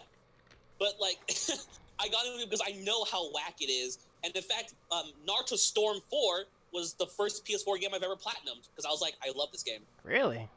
Yeah. Game is pretty cool, though. Yeah, Naruto Blazing. When I first came out, I was like, finally a gotcha game for it, and it was really good. I liked it, and then it was slow to start up because it started out as Kid Naruto, and not many things happened really there. And it only really picked up after you got to like Naruto Sasuke fight, Final Valley, Curse Mark, Ninetales, all that. And it wasn't more of the story that drove me, because again it had a pre-existing lore, everything was already set. I just had to wait for the units to come out, and for me it's the anticipation of, I know they just finished the story, and I cannot wait for the next part of the story when they actually give me the character I want, because they just did this event. So I'm like, oh, the next thing is the Curse Mark Sasuke and Ninetale Naruto fight. That means the next round of characters they're gonna do are those characters. I am hype as shit for it. You know what I mean? Yeah, see, this is where something that applies to fighting games also, where even though, yes, some people may not care about lore, some people may not care about XYZ thing, to me, any kind of game does its best when it's as much of a complete package as possible, like having just everything as much as possible of what XYZ person could ask for. That's why, as much as people don't like the quote-unquote competitive scene in Storm 4, as much as people didn't like it was broke, dumb online, all that shit, all the broken stuff you could do in glitches, I loved it because it included everything. Like, before the anime finished, it actually had the end person. So if you got Naruto Storm 4, you could spoil other people before the anime had finished. Don't be one of those spoiler people. No, I'm not. But yeah. Also, I should probably get off this passion loop picture now. Were you gonna ask something about this, by the way? I feel like you were a while ago. Huh? Well, I mean, I already know why you guys are showing me this character. But I don't have anything else to ask at the moment because I don't know what else to ask about lore. We'll come back to that. Really loves to draw her. Wait, who? The artist for Passion Lip and all that. Just the artist for she loves drawing her, and she loves drawing butts in general. I can respect that. If you show the bridal Nero Max Ascension art, she loves that so much because she can draw. I can get that right now, real quick. Yeah, this man has it already ready. Because I wanted to draw Nero's butt again. She really wanted to.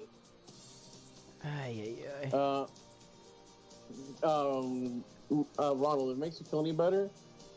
Even despite the criticism people may give Passion Lip, she's actually pretty sweet. Like, she's actually a sweet girl. Like, I'm actually being for real. Oh, you made it sound like, or from reading that, it made it sound like she's like some kind of masochistic duality kind of thing. I don't know. I'd have to see more lore. To put it in short, she's just like a split personality of this one person, but she just inhabits like the traits of like love and hate. Hence the attribute alter ego. Yes, that's why I called it. She's called an alter ego. But yeah, like the whole thing about like pre-existing lore and anticipation of what's coming next for stuff like that, it is just like amazing. And I can't wait for more. And it's just stuff like that. And there's again just lore like behind Naruto and like think like Jump Force, where Jump Force has all of the end game stuff for a lot of anime. And it's like if you see Jump Force, it's like I've never heard of this. Jump Force is a giant spoiler. Yeah. Jump Force is a big mess. It's a big mess and a giant spoiler.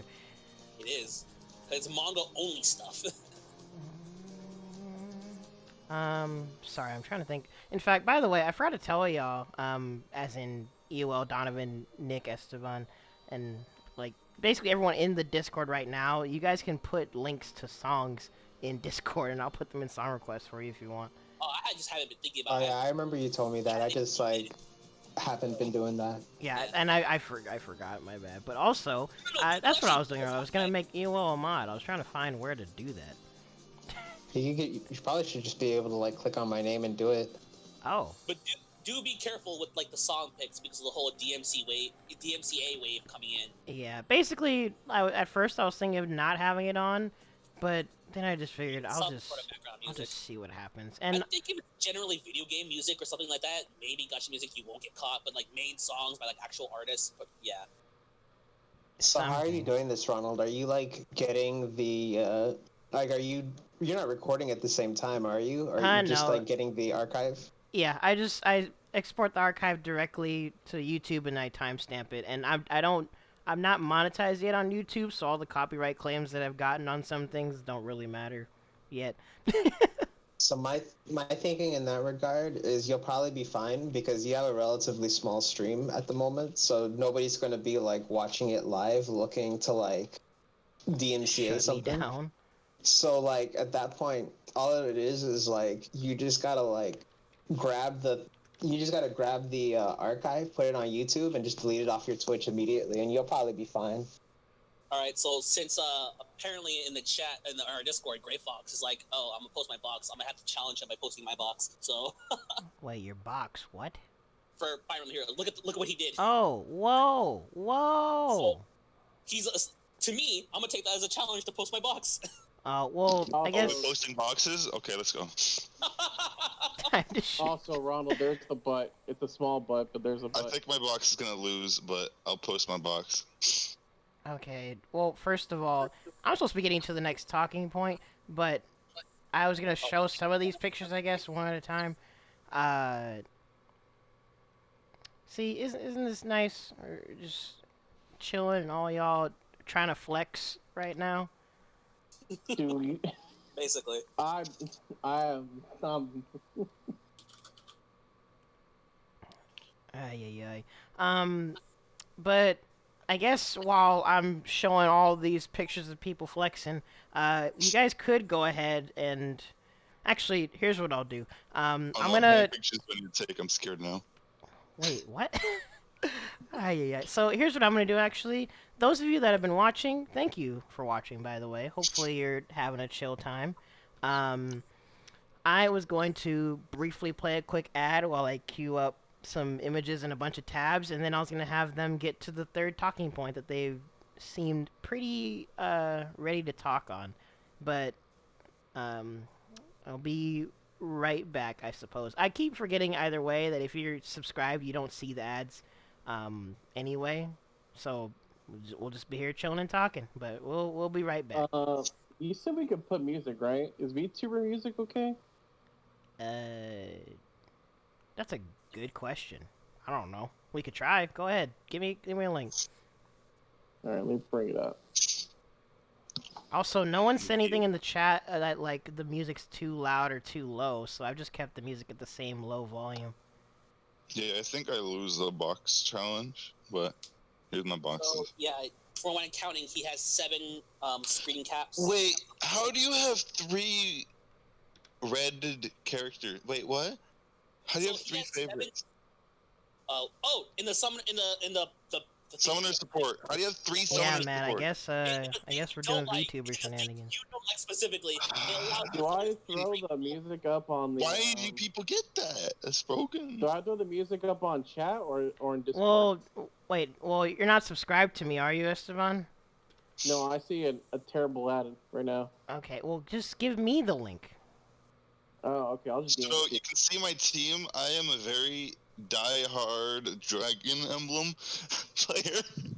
Wait, Esteban, where's the link? Since I'm pretty sure yours has the least amount of pictures, because I have a ton of screen caps. Oh, I have 5 pictures.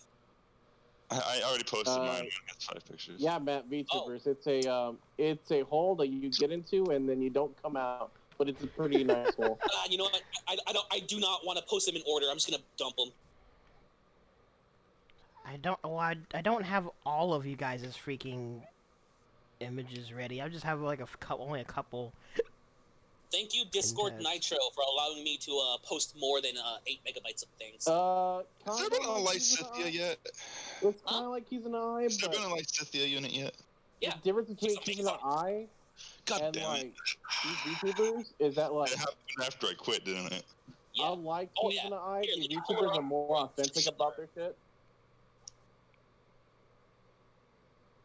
Isn't this supposed to be like a free Lysithia soon too because she won the poll or something? The Choose Your Legends. Yeah. Yeah, isn't that'll that take soon? a while. Yeah. Oh yeah, I think I actually did try to get Lysithia, but I wasn't putting money on it. I didn't get her, obviously, because I didn't put money on it. I was like, you know, $300. oh yeah, I remember it now. I was like, I give this game the one chance to convince me to come back by giving me Lysithia. It didn't convince me to come back. I actually had to wait to post it. Oh well, I already have some of you guys' images open up in tabs. I was just gonna cycle through them sometimes. What's it called? The GTA 5 ones. Those are pretty funny for what it's worth. Not all of them are yelly though. It's just context. Playing a game happens, but they're generally fun to like watch, in my opinion. Especially when they're playing a game that you know what it is. It's like, okay, cool, and then they'll speak some English here and there. I'm not done uploading. Wait, are you talking about virtual YouTubers? Yeah, VTubers. The Japanese ones specifically. I love the it's turned into the trap of them playing GTA, and then that one early scene. I mean, a person I can tell. Let's not say that. It's just relevant to the gotcha scene. Oh, is it when they say the N-word or something? yeah, it's just when they all like so innocently don't know what they're doing. For what it's worth, they don't know proper English. So they don't know anything. They don't know what it is. 1, 2. How do they all fall into the? How do they all, without fail, every single one will say it as soon as I hear it. So, Okay, well, actually, first off, before we divulge too far into the abyss of VTubers, is everyone back? And I'll have you guys start talking about the third talking point. Yeah. Elo, Donovan? Yeah, man. Elo? Yeah, what's up? Okay, cool. I was making sure everyone's here. Howdy, if people were still here, we're back. So, first off, I don't know if the Streamlabs bot has been putting stuff in there, but if you put !CMDS, you'll be able to see all the current commands that I have. The only thing that's subscriber only is song requests, but you can try out the other commands if you want. Thank you for tuning in. To get through song requests or not? Get through that or not? Actually, well, does it let you song requests now? I don't know. You can try it. I guess I'll have to check. Yeah. I have a song. Yeah, if it doesn't work, just send me the link. But, while I cycle through... Yo, let's go. Dang, I just gave you a free song request. Nice. Everyone watching, check out the commands. Hope you're enjoying stuff. And you guys can keep talking about what you were talking about, I guess, but I also kind of wanted to just direct you guys to possibly go into the third point, because you guys kind of dipped into it earlier already, of while there are aspects of gachas you guys enjoy, we've been gushing about them for like almost 2 hours, there seems to also be some things that you guys don't like about gachas, like with a borderline hatred. So if any of y'all wants to start like going into some of the things you guys brought up earlier, I don't know. First, so I can just get this out of the way. Yeah, I'd rather let EOL and Coco get their stuff out of the way, because we were talking so much. Yeah. I got annoyances about Grand Blue, but I'm gonna start with SMT because that was the first gacha game I played.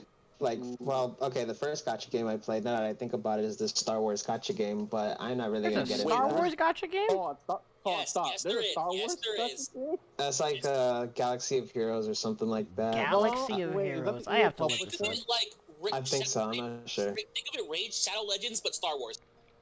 I just got bored of that one. I got nothing serious against that one. It's quite literally Rage Shadow Warriors, but Star Wars. I don't know about that, but I don't know about that because I just don't know what game you're talking about. So Galaxy of I'll Heroes. trust your word on that one.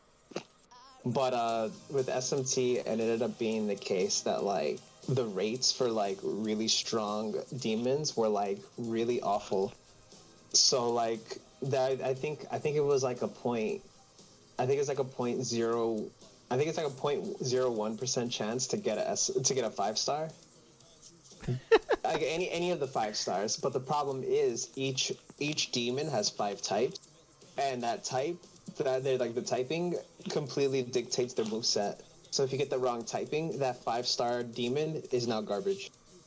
Dang. And it's like it could be really rough in that regard. So like a lot of the demons are like really hard to get in that regard.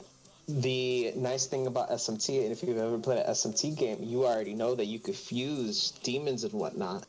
The problem is the idea of fusing higher level demons requires so much resources that honestly, like the last time I played the game, I remember reading up that you were better off spending money to acquire these said resources so that you could fuse. You'd be better off doing that than spending money to roll. But it doesn't solve the fact that there are gacha exclusive demons, to which then you have to pray that you still get the right typing for them. Otherwise, you get the wrong move set, and then all of a sudden it's like, yeah, this top 3 super meta demon is not super meta because you got the wrong one. Dang. So like, eventually that like made me crack. And to be fair, I did honestly make one of the super meta defining ones. And that was really cool. And then like I was like, that was rough. I never want to do that again. And then I realized I'm gonna have to do that again if I like don't want to be power crap. And then I decided to throw this game in the garbage. Gosh. My only issue with Grand Blue is just like a horrible grind sometimes. But like, you just kind of deal. I mean, it sounds like for better or worse, you put up with it either way. Yeah, because yeah, it's just a matter of what you're able to put up with, and I was not able to put up with like the nonsense that like SMT was trying to give me. I was much better off like trying to deal with the grind, because the grind is like my effort, whereas like that grind was like my money. Yeah, that's fair. I feel like your gripe with the SMT is very similar to why a bunch, especially my friends, quit Fire Emblem Heroes. Is because the whole you have the possibility of just getting minus attack plus whatever, and then completely ruining the character you wanted. Oh yeah, I hate when that happens. That is the dumbest thing. That is the dumbest thing on earth. Like, don't attach like these extra like random stuff to like characters. Don't in Fire Emblem Heroes, characters don't get outright ruined by that, but yeah, it's kind of like, all right, you could have got better. It's a buzz killer. Because of like a bigger stat or a lower stat, the AI will behave differently. Because the AI is dependent on which unit you have. So let's say you and your friend have the exact same team, except one character has a minus attack character and the other one's just like normal. The person with the minus attack character will have the entirety of their stage, even though they pick the same stage, the AI will act differently because that one character is minus attack. Yeah, that sounds terrible, and I never intend on playing a gacha game with those type of mechanics again. Like, I quickly realized that like I was just not dealing with that. I think I only spent like I ended up spending money in SMT, but I think it ended up being like $30 total before I was just like, this is stupid. That sounds like a small amount in this context. Is it? Is it a small amount? I believe so. That's why a lot of the guides, specifically for Fire Emblem Heroes, is based on if the unit you have is neutral stat. No plus, no minus. If it's neutral, that's what it's based on. But they always put the disclaimer, if you don't have a neutral one, AI may behave differently because of the changed stat. Gotcha. But yeah, that's how I feel like the gripe like you would have if you played Fire Emblem Heroes because of SMT, how similar that is. Yeah, Burnout, like, I'm getting off of that for a little bit, but like Burnout and Grand Blue is like serious. Like, how many times is it just like, I'm not gonna do anything but like log in and then like not play, and then I gotta do that for like a few days just so that I can just like, because like this game is like really, really, really grating at times. So sometimes you're just doing the slow, terrible grind where it's just like no significant progress for like days and maybe even weeks. Yo, Donovan, how's the M2 grind? Bro, like me right now or just in general? I mean, you either or, but like you already know. It's pretty bad. It can take, depending on how much time you're willing to dedicate daily, it can take anywhere from like a couple of weeks to like 6 months, a year. Like, if you're just hosting, like it's gonna take you forever. But as Granblue. Not to mention the claw grind. The claws have horrible drop rates. The swords are even worse. Yeah, swords, yeah. Yo, twigs before they got adjusted. Yeah, I still only have 0-star twigs. I got 6 of them, I think. I have 5. I have 5 FLB twigs, but the vast majority of them I got from pendants. And I only started doing that once they like reduced the amount of pendants you needed. Because before it was like 2,500 a month, and you get 1 a month. Yeah. But now it's like 1,000 and you get 2 a month. So like as soon as that happened, I was like, all right, cool. I'm gonna just buy 2 a month until this is over and done with. Not to mention the fact that Shiva has given me more twigs than Twin Elements has. I am still kind of hurting for twig drops, but it's not a priority right now, so I'm not upset about not getting them. Gotcha. Yeah, that's like, there's always like something like along the lines where it's like this. They're like this just really rough. Like there's a grind that's like really rough. If you're in the very beginning of the game, then you're grinding for your M1, for your Magnum 1 grids, which is like the early free to play grids.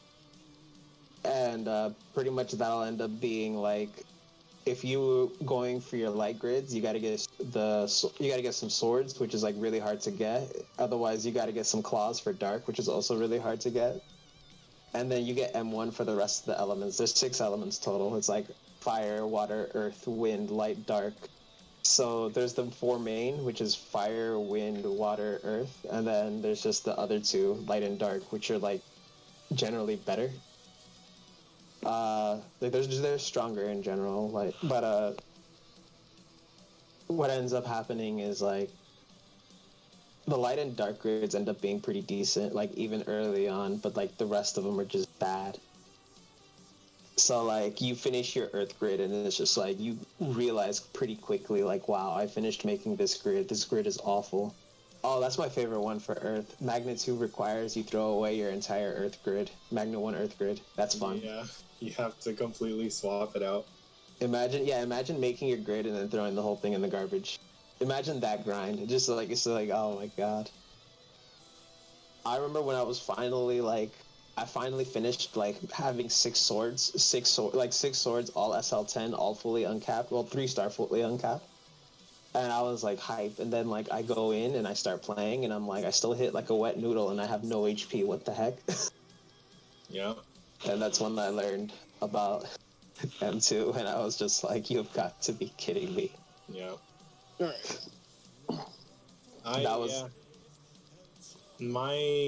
I think that because I've played so many different games, I could give a bunch of different gripes. I'll, I guess, pick one from the games that I can remember. The big gripe about Granblue is obviously the grind, but I think that's part of the package for having a game that is so like free to play is so viable. But yeah, it's just the grind. Like that's why I said, oh, so you're not a time whale, you're a money whale, because Granblue kind of requires you to time whale. Like you don't really have a choice. Fate, I had an issue with Fate because it's the, I guess, opposite-ish of Granblue in the sense that, like, you are more gated by how many times you can draw instead of how much time you can put into the game, which might not necessarily be true, but that's kind of the perception you get as a new player. Azure Lane, the only gripe I have about Azure Lane and games like it, so this goes for Azure Lane, Girls Frontline, I think those are the only ones that I've played, is that they're essentially single-player games. There is PvP in Azure Lane, but you don't actually get to play. You just set up your team, or at least back when I still played, you just kind of set your team up and it plays as AI against an opponent AI. Girls Frontline, I think, is still entirely single-player. But I mean, those games still have, grinds or whatever, but it's mostly just a single player experience. World Flipper, literally the only problem, I mean, other than balance, but that's because the game was like brand new. For World Flipper, for me, is that it was in Japanese. If the game was in That was the English, main I would thing. probably still be playing World Flipper because that game is fucking sick. Same with Princess Connect. The only other problem, I guess, with Precone is that it is exclusively full auto, I think. I don't think you actually get to play the game. Wait, like it actually does everything for you? Yeah, the whole game is full auto. That sounds like a visual novel, basically. Kind of. It's a team building game, but it's just full auto. And then the only other game that I'm like still kind of sad that I don't play is Dragalia Lost. And my main gripe with that game is, and this is just a design thing overall, is I don't like phone games where you have to swipe to move or like swipe to attack. I think that whole that whole control system is just whack, and I wish it would die already. I feel like it's more of the fact that, oh, this is what you do on a phone, and that's why they do it. Yeah, exactly. And it's the exact same thing. They can really help. It's more like, hey, make use of the phone. Yeah, it's mostly the same kind of argument that Nintendo has had since the Wii. It's like, oh, we are now a like motion gaming is the thing now, and it's like, I kind of wish it wasn't. Like, You don't shit on Splatoon gyro controls though. No, okay, I will. Nick, don't take it personally. I shit on every motion control, so it's not just Splatoon. I just don't like motion controls. Splatoon did it right though. I don't think motion controls belong outside of VR. And that's a very personal thing. I really dislike motion controls. Yeah, because at that point, it sounds like a personal preference, which I don't think you're wrong about that. It is a very personal thing because one of the reasons the Wii sold well because it was doing that, and that's why PlayStation tried to comp it with the PlayStation Move that died terribly. Well, it was more of I'm innovation from the time. That's mainly why it worked out. One of the Yeah, reasons. because everybody wanted waggle technology, but that's the point. That's why a lot of people have fond memories of like the Wii sports games because, like, dude, tennis is the game or something like that. It's cool as a gimmick, but I don't think you should base an entire console or like, the Wii would have been cool, and there were a lot of games for Wii that were not like motion control required. But at that point, it's like, I don't know, man. Like, I think Super Mario Odyssey is probably the best example of a game that has motion controls, but it's not required because you can play that game entirely without motion controls. And I thought Super Mario. Yeah, when Odyssey motion was controls great. aren't mandatory, that can be good. I just like Ronald, you said earlier. I just feel like at the time it was such a novel idea that people were just all for it, and that's why they kind of stopped it. And like it was a side feature for the Wii U, but that Wii was just bad system in all. The Wii U had some alright things. It had no good things, but that's besides the point. But yeah, so that was that.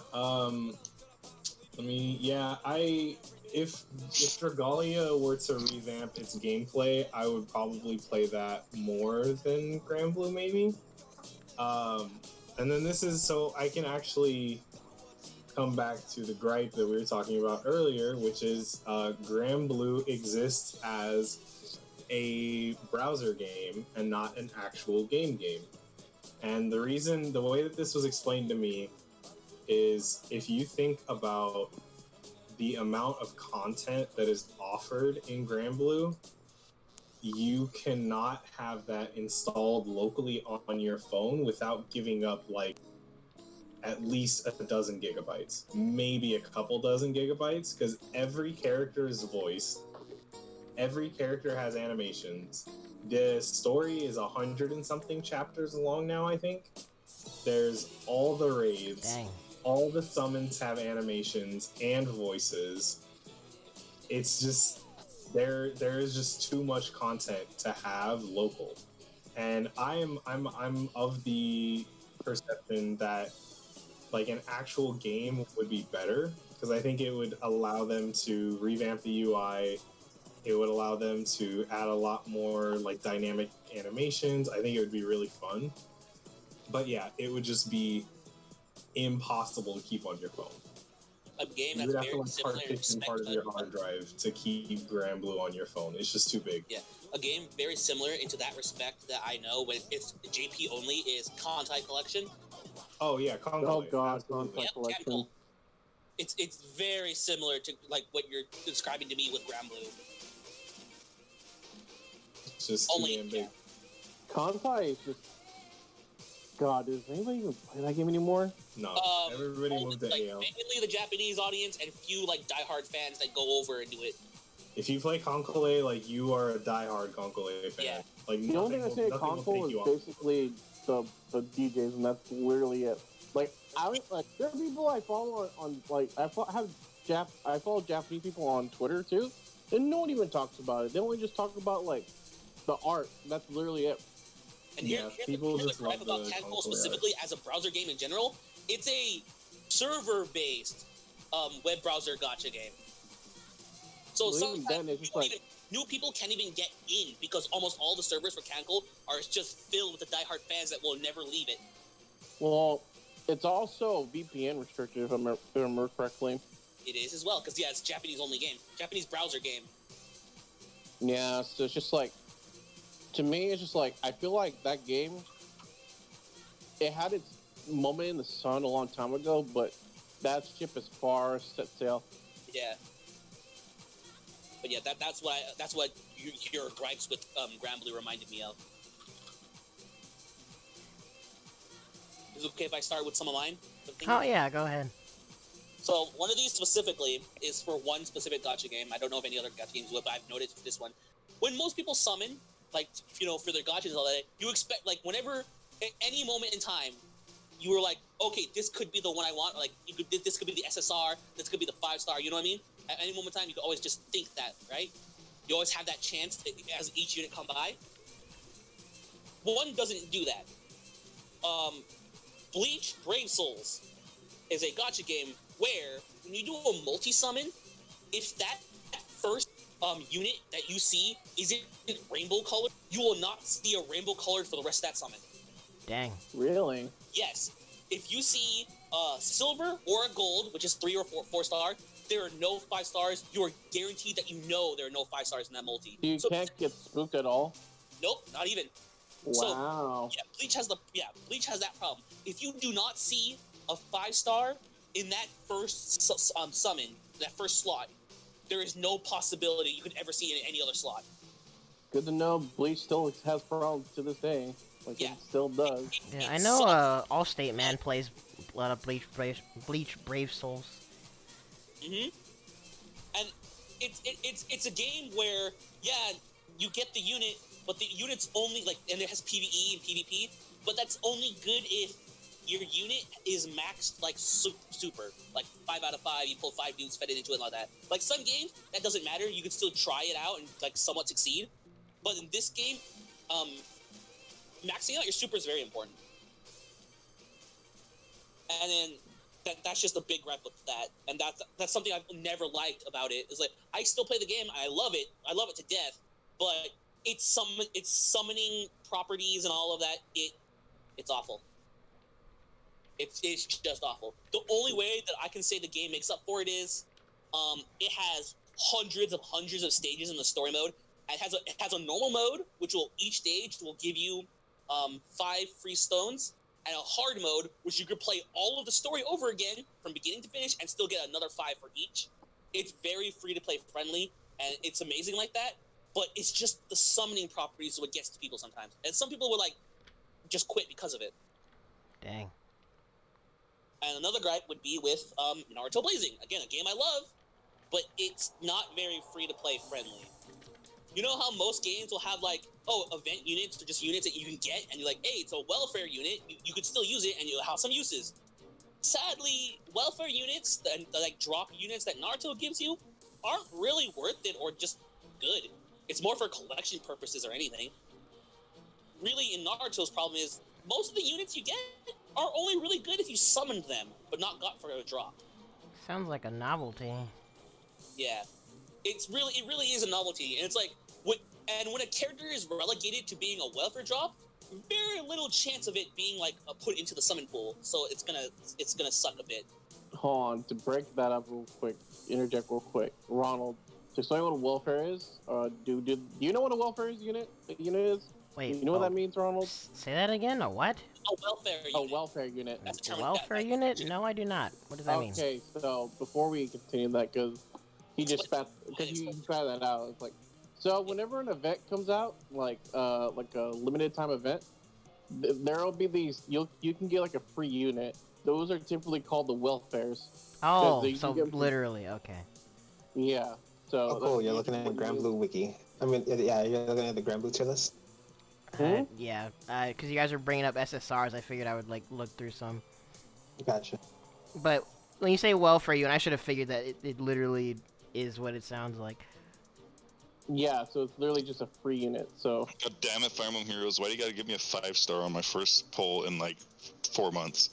That's not bad. Wait, yeah, why is that a bad thing? Your name. I just don't know how I feel about this, dude. I just saw redeem free poll. I'm like, sure, and then 5-star. I'm like, damn. I mean, you just gotta figure out if you're getting scammed or not. The answer is yes. All right, cool. Go play Splatoon or something. No, I'm saying the answer is yes in regards to if it is a yes.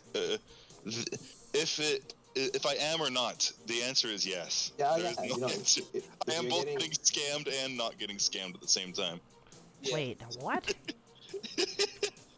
By scammed, I mean like they just be out here trying to get you in. So then he's No, just like, Fire Emblem doesn't do anything like that. It's just You're like, talking about like a bait banner is what you're talking about? no, every banner gives you a free pull. Yeah, they did a new thing where if a new banner is there, you get one free first pull. They've had that for like 2 years now. Not really. I think it was introduced in like a year and a half ago. But It's been there for a long time. Yeah. But for like, So it's not like increased odds or anything. It's just like, damn, the game really out here trying to say come back. Yeah, and that's another thing. This is more of like old mechanics thing like that, and nowadays like it's better.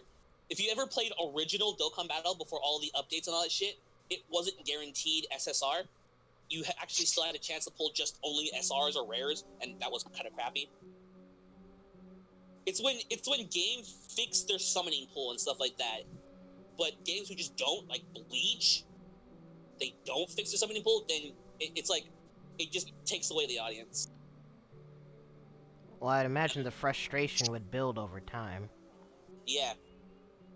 And so, yeah, so you just never know. And then, another things too is when, like, this is just me purely bitching about like Aniplex prices. Like, when I do want to spend it, I always hold back. It's like, that's way too expensive for like a gacha pricing compared to like the other gachas I play. But that's just purely me being like, I don't want to spend that much money. Oh, so you're not hooked in that far. Yeah, because some people don't have restraint, some people do. Like, you ever watch a whale YouTuber, they make enough money to be able to do all of that. Yeah, like if you're providing content and making the money back, then it's a system that feeds itself. So that actually can work out really well. Yeah. And another thing of like, this is a very universal gripe. It's when it's not new player friendly.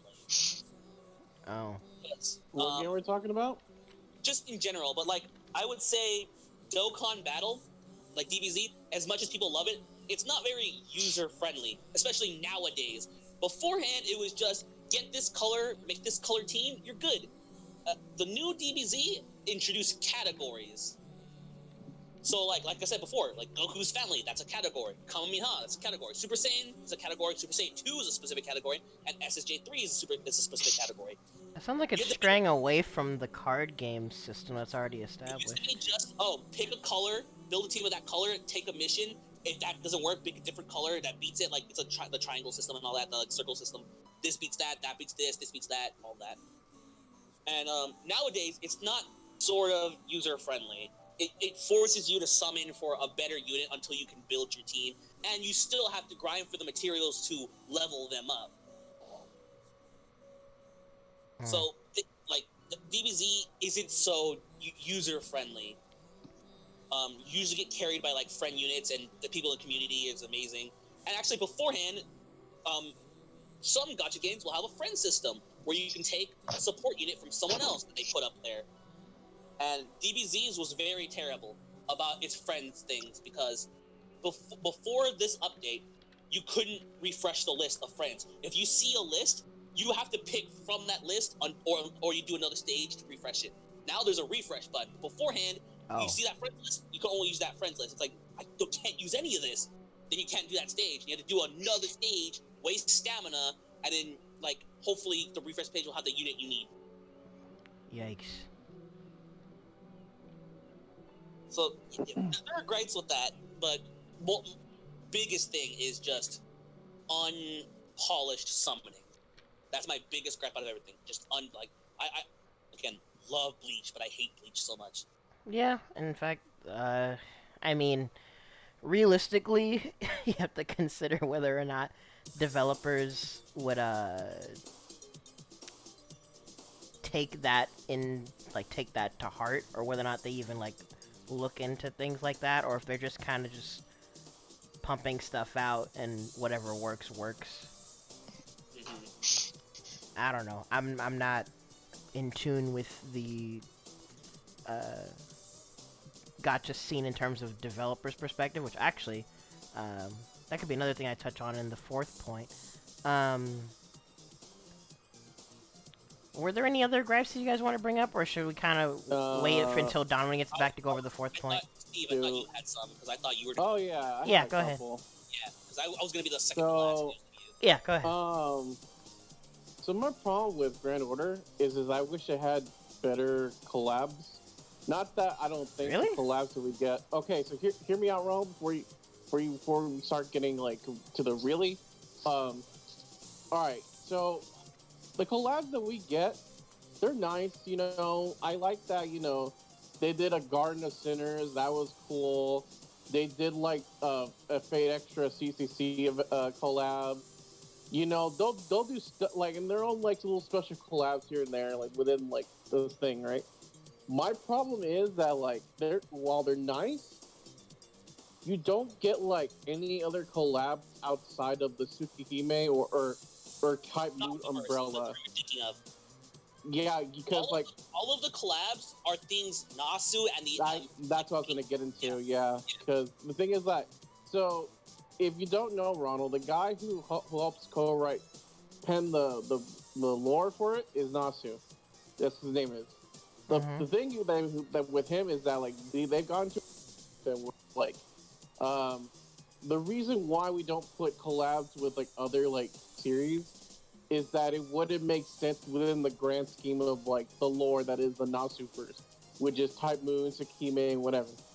So if you're not like under the umbrella that is Type Moon, you're only gonna see collabs within itself, and like, but like let's say there's like this cat phone game that's this like cat gotcha game, whatever the fuck it is. Cat Army, the one that did Cat Army. Yeah, they did a collab with Fate for Heaven's Feel, and I was like, okay, I guess. And then Senran Kagura, of all things, did a collab for Stella Link that was going to be coming out. And like, you'll see like a bunch of other, you'll see like some random collabs here and there with like the Fate franchise, whatever. But like, in terms of like coming back, like be like, hey, you know, we did this with you, we'll do something with us. We never get that. Yeah, and it's just. It sounds like they intentionally keep established, I guess, set of franchises for whatever universe that they want to keep at a certain expansion. It's mainly you can use our IP, but none of that will touch our IP. Exactly. Like, let me put it this way. Nasu at one point has said, if I could have any collab, anything at all, I would want it with Bloodborne, but we can't do that. I'm just like, okay, just throw us in here before I continue anything. Fun fact, Aniplex is a subsidiary of Sony, and I'm gonna level with you right now. This is probably one of Sony's other like banks in the bucks when it comes to like them making profits. I'm gonna put that out there right now. And it's funny that he mentioned Bloodborne because that's a Sony exclusive IP, and you know it just happens to be within the same circumstance, but you know, not Type Moon. But getting back on track. So that's kind of like one of my problems, that there's not a lot of collabs that we can get outside with an outside IP within the game, and that kind of bothers me. The closest you kind of get, and this is like stretching it by the long shot, is like this character named Mysterious Heroine X Alter. Yes, it's a mouthful. Just say MHX for short. But, well, I had to get the name out because I wanted to get it out. Oh, hey, look, MHX Alter. MHX, like, okay, Ronald, look up MHX Alter on Google right now. MHX Alter? Yes. FGO. That is Goth Shuni Seba. But, like, her last ascension is pretty much, hey, look, I'm literally Star Wars incarnate. I am a Sith Saber with a dual red Sith lightsaber going from one end to the other. Also, that Tamo fucking Yumi I got. This is the closest you get to like something that's like maybe if you squint really hard, it's a Star Wars collab. Kinda. I mean, it's a parody Star Wars collab. She shoots lightning out of her fingertips like a Sith Lord. I mean, even that sounds like a stretch. But I get what Ronald, you mean. It's like the closest you ever think about getting a different collab. But the point is, we don't get anything outside of Tsukihime or anything Type Moon we don't get outside of, and it's frustrating a little bit.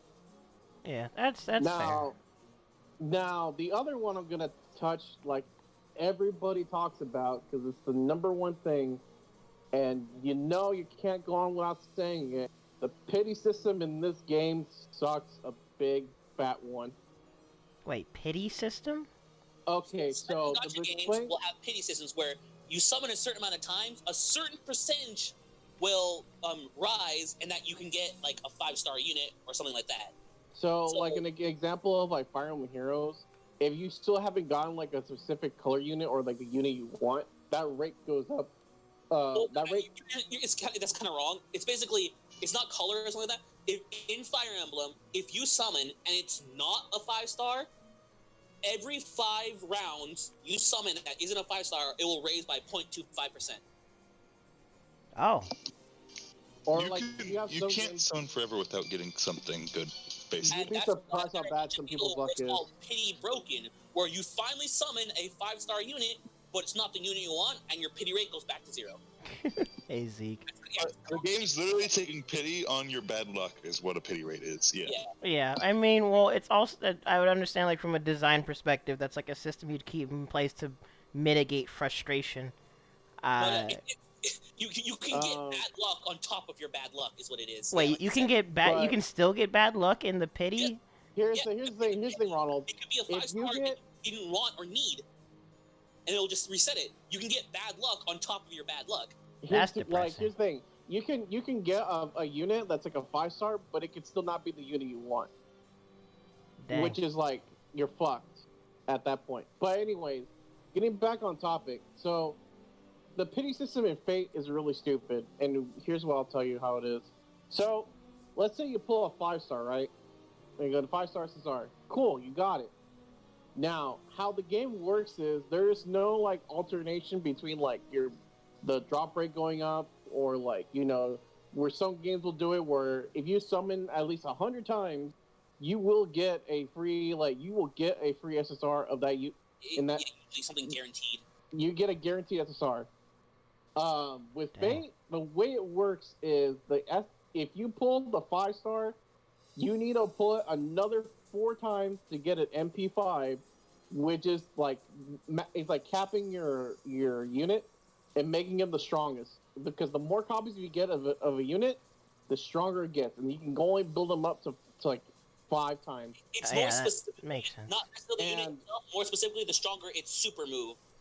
Because to make the unit stronger itself in Fate Grand Order, you need to, on your own, buy its skills and ascend it.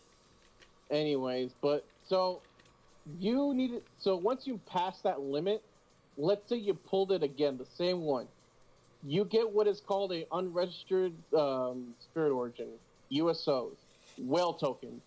Now, whale tokens? It's what it is. Yes, that's what they're called. Well, that's what people Basically, call them in Those magic number community, is well 6. tokens. You pull that unit for a 6th time, get a free well You token. get another one. So anything past 5, you get that same unit. It's a +1. So you got a USO. Congratulations. Now, if you pulled to get a free SSR pick of your choosing for any banner later on, you need to pull like SSRs like crazy, and need to get 10 whale tokens.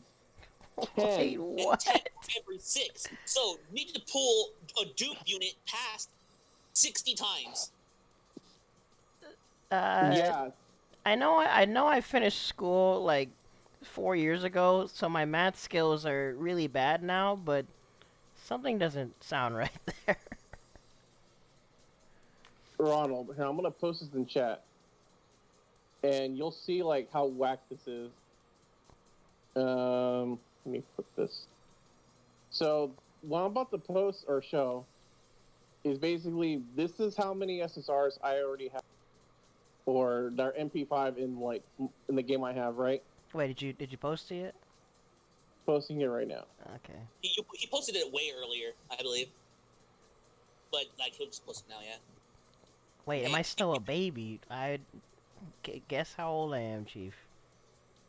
Also, shout out to Ezekiel. He just up and left like he does. Yeah, I thought he was actually gonna maybe stick around a bit longer, but he's such What a do you chump. mean? He drops out like he drops his combos. Zeke's always dropping something. Dude, we don't talk about drop combos here. Drop combos are like the worst feeling because all it is like you feel like you failed yourself. Well, Like, let's you know did you fail can pull it yourself. off, but you're like, oh my god. Alright, it's in chat. Okay. But wait, did you say something AOL or no? Nah, nothing important.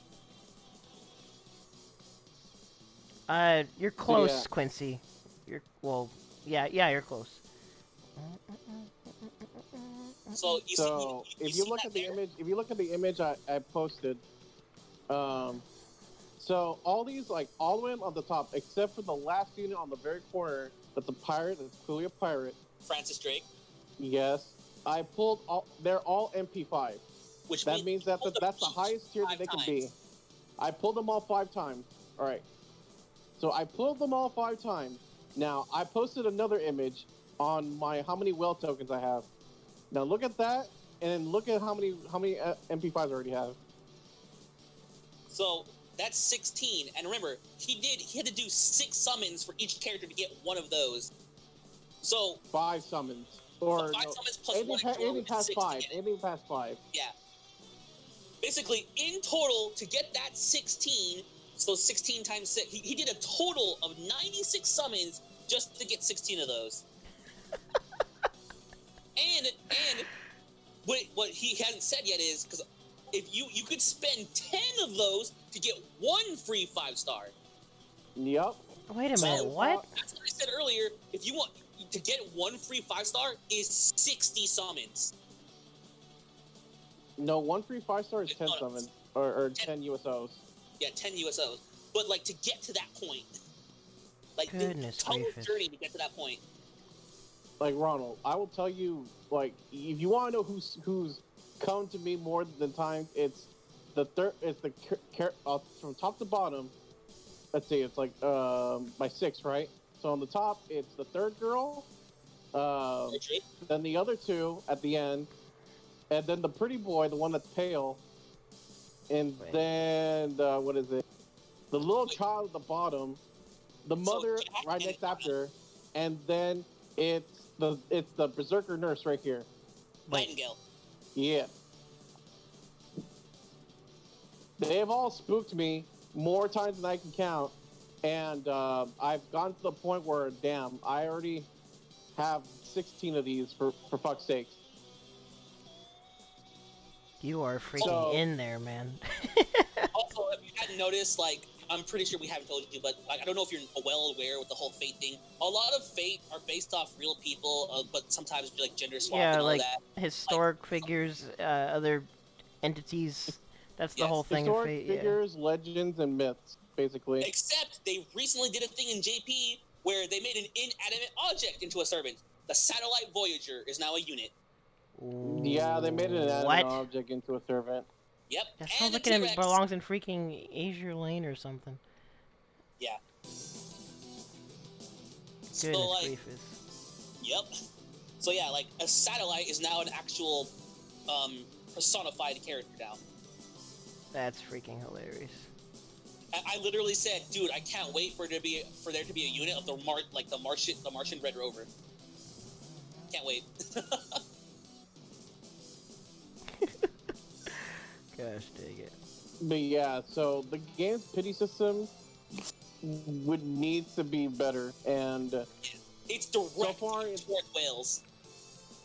yeah. So unless you're a whale, you're not gonna see much change, honestly. Makes it sound essential, basically. You just pour both time and money into it.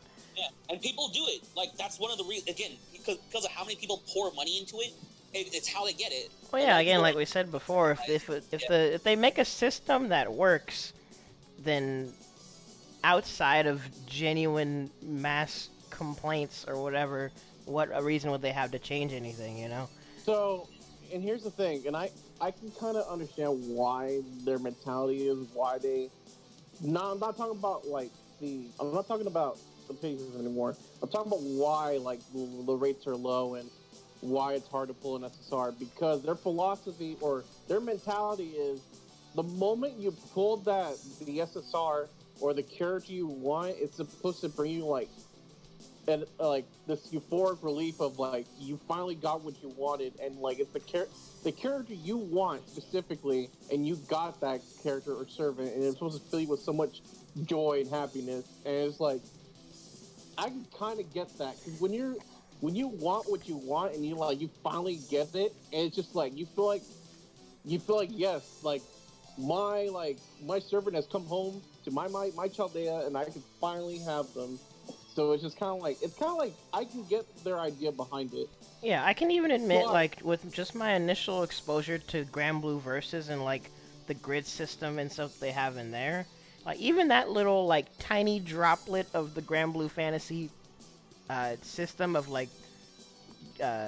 drawing weapons, making your grid and all that stuff. Not gonna lie, I got fairly invested into just getting as much weapons as I can, optimizing the grids and stuff, and Donovan was even saying there's probably no achievement for getting every weapon or whatever, but there's something satisfying about getting good pulls, optimizing stuff, and then using it in battles to get more good stuff. It's a satisfying system. Yeah, so it's supposed. I have a small gripe with something like that. I'll say after you guys done saying your points, though. So yeah, that's the reason why they keep it like that, so it feels special. Now later on, come next year in global, they will give you can do a multi that goes from 10 to 11 pulls. So you can do 11 instead of 10 now. But that won't be till next year, and then they do up the percentage by a measly 0.1%. But over time, they have been kind of they have been getting better about it. Every year they'll give you a free SR of your choosing, which is a 4-star unit. You can pick whatever one you want. They just recently did a thing where you can now pick your own free 5-star servant. Granted, it's restricted, but it's still a really good list. Bond level 1 and ascend it once. But it's not, honestly though, it's really not hard to bond 1 through 5. It really is not. Oh no, yeah, it's not. It's more of, if you're a beginning player, trying to get it max level and ascending. Yeah, but even then it's not that hard, because they give you what, I think when it started it was about a couple months ago, they give you 2 to 3 months to do it. Yeah, it's a very long time for you to do it. But anyways, the point is they're making things, they're trying to make things better, but at the same time there's still some things that suck and I wish could be better. And there are some other things why do we have this thing where there's a grail system in like other than just like using it for servants for gameplay reasons where you can boost like attack and HP. Some people don't really use it for that, and you're just like, why do we have these things, and why can't we just trade it for something else, or why can't we use our QP for something else, or rare prisons or mana prisons? Like, yeah, you do have like options used for that, but they're limited in some things they can use for. But like, people want different things to be done with it in the game, and you know, again, like I said, they're trying to be better about it. But at the same time, it's like, you know, there's still things that people have like their gripes and issues with, especially since like the one thing that I think everybody also wants, and I'll preach it to people, I'll preach it here, I guess, is the skip of noble phantasm animations. Now, what that is basically, so like we said earlier, noble phantasms are like the big supers in the game. Oh yeah, I think I saw Coefficient do a video on like all those. Yeah, on the arcade version. Shout out to a game that will never come out here. That's always stuck in Japan. Oh lord. But you can't skip those animations for whatever it is, and people want to skip it because they'll just save time and like you can just get through things faster. And some games you can just skip those super animations and just get on done with your day. You can't with this game. You can just disable it. You're like, okay, I'll use it, but I don't want to see anything. Just disable it in the options anyway. Yeah, so you can't do that with this game, or there's no auto feature in this game, or because this is a game made back in 2015, I want to say. Yeah, 2015, because it's coming up in its 5th year anniversary. It's a 5-year-old game, and it shows its age in certain places, and it's just like, well, we kind of wish it kind of had a bit more, but you know, we need to do. But they do try to listen, and they're trying to be better about things. So hopefully they'll make changes. But there's some more stuff that I'm not aware of. But those are the ones that kind of get on my issues a little bit. So I back what I said about like the gripes about like specific things. I actually have 2 gripes, but this one's a small one. The first one is, but I didn't. FGL wasn't my first one. Obviously, I play like DBZ and all that, and there are things like annual events. Like, oh, I didn't get this thing this year. I guess I'll have to get it next year. When I first started Fate, and I learned that revivals don't come, like certain events, if they get in a revival, they don't come back. Then you just nothing will teach you the word limited event like FGO will. When they mean limited, they mean limited. If you missed out, you missed out. Dang. Did you miss Kentucky Rider, one of the best riders in the game? Yep. Oh, I'm sorry, you can't get to him anymore. Oh, you didn't do. I'm so glad I got Ryogi Ski from Garden of Sinners. You didn't do the latest Christmas event this year, and now they're not gonna rerun it next year. Yep. You can miss out on stuff that badly? Yeah. Well, okay, so it gets a rerun, so you don't really miss it. You get one chance another year to get it. But lately they've been doing things where like some events got a one-time event, and they didn't come back. But that's a whole nother like thing in its own thing. Yeah. But yeah, like if there were older events you missed, you can't get those units back. Yep, they are truly out of your reach forever. Mm-hmm. Dang. And that's the first small gripe. The second small gripe is what you guys were talking about earlier, like specifically like metas and shit like that. Like metas change, especially in gacha games like Fire Emblem Heroes, because of the new skills behind it. Metas change all the time. Yeah, One games usually update and stuff. When metas never change, another gripe with Bleach Brave Souls, like metas do change for like it's like events where like, oh, you can get this rare drop character or some shit like that. Like, okay, you can build a character, like you can build a SAD character, strong attack defense or something like that, or strong attack damage.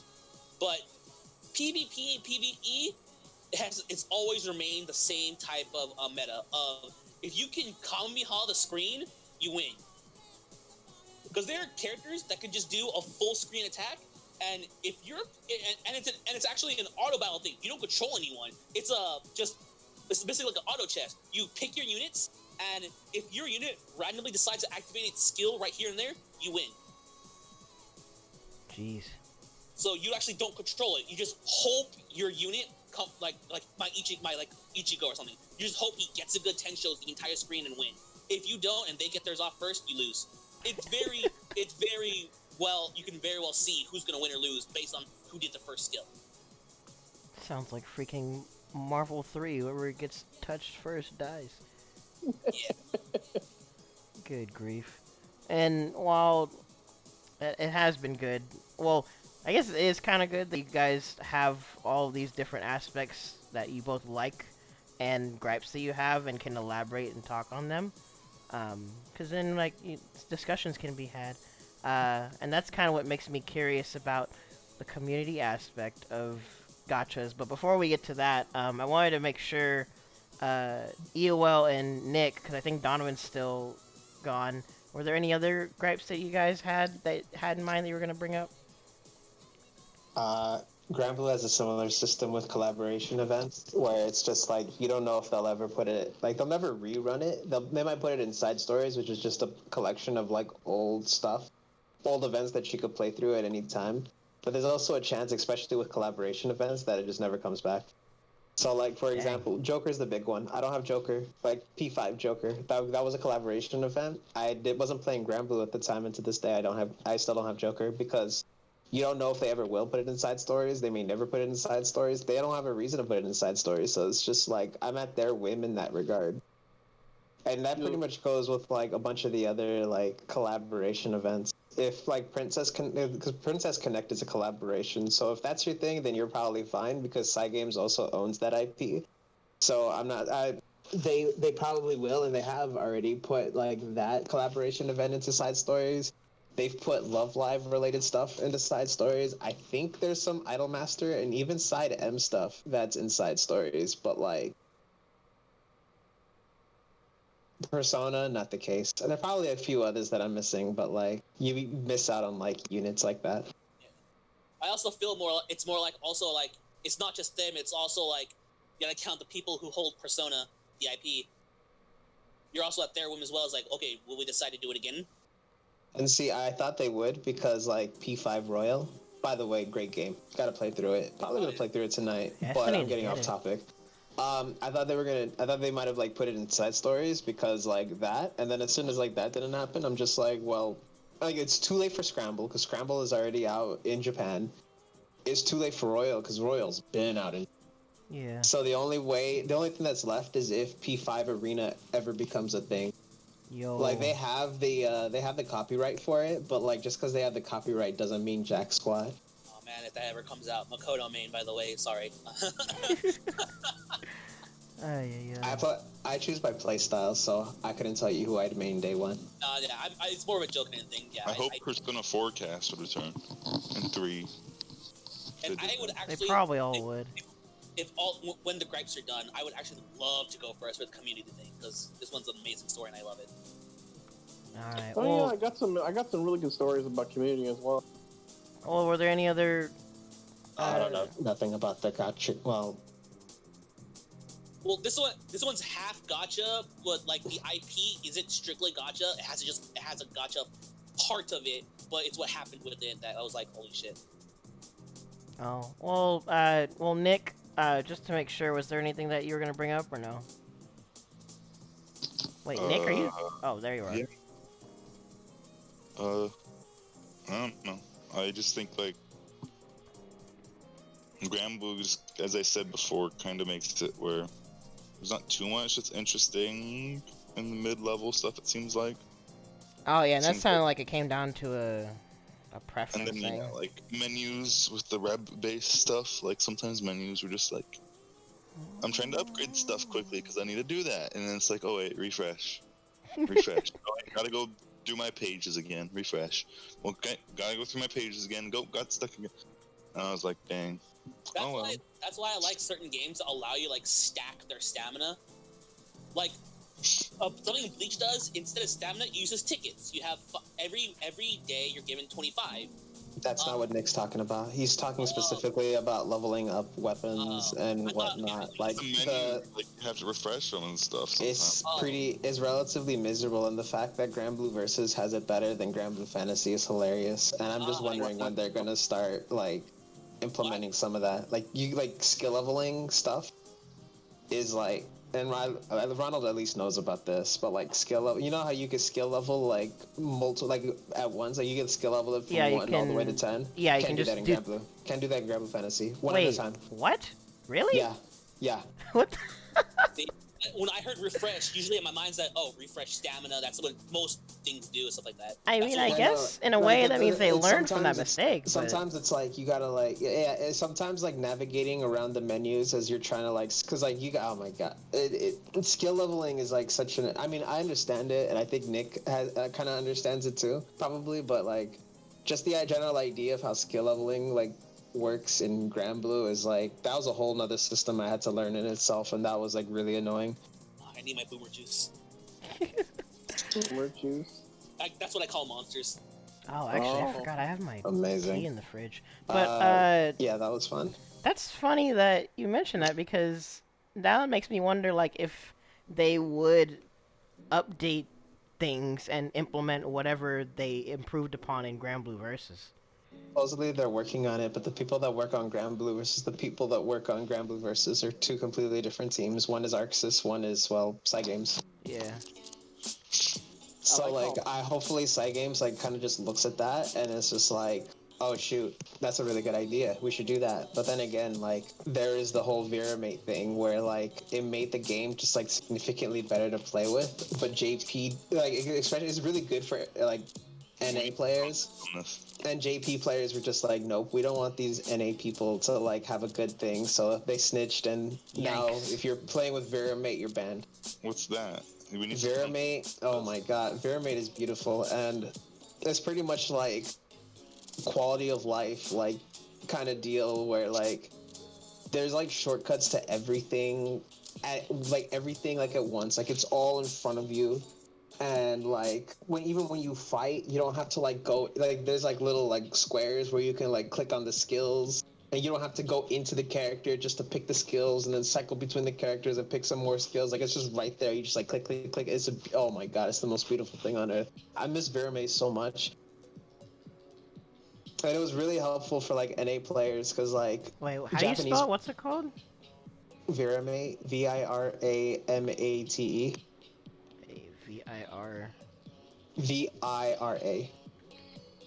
Mate. Veramate. It was like a extension of sorts because Granblue is a browser game. Yeah. So it was a browser extension of sorts that just kind of was like made Granblue significantly more playable. And then they started cracking down on that a lot. I had to uninstall before I got banned.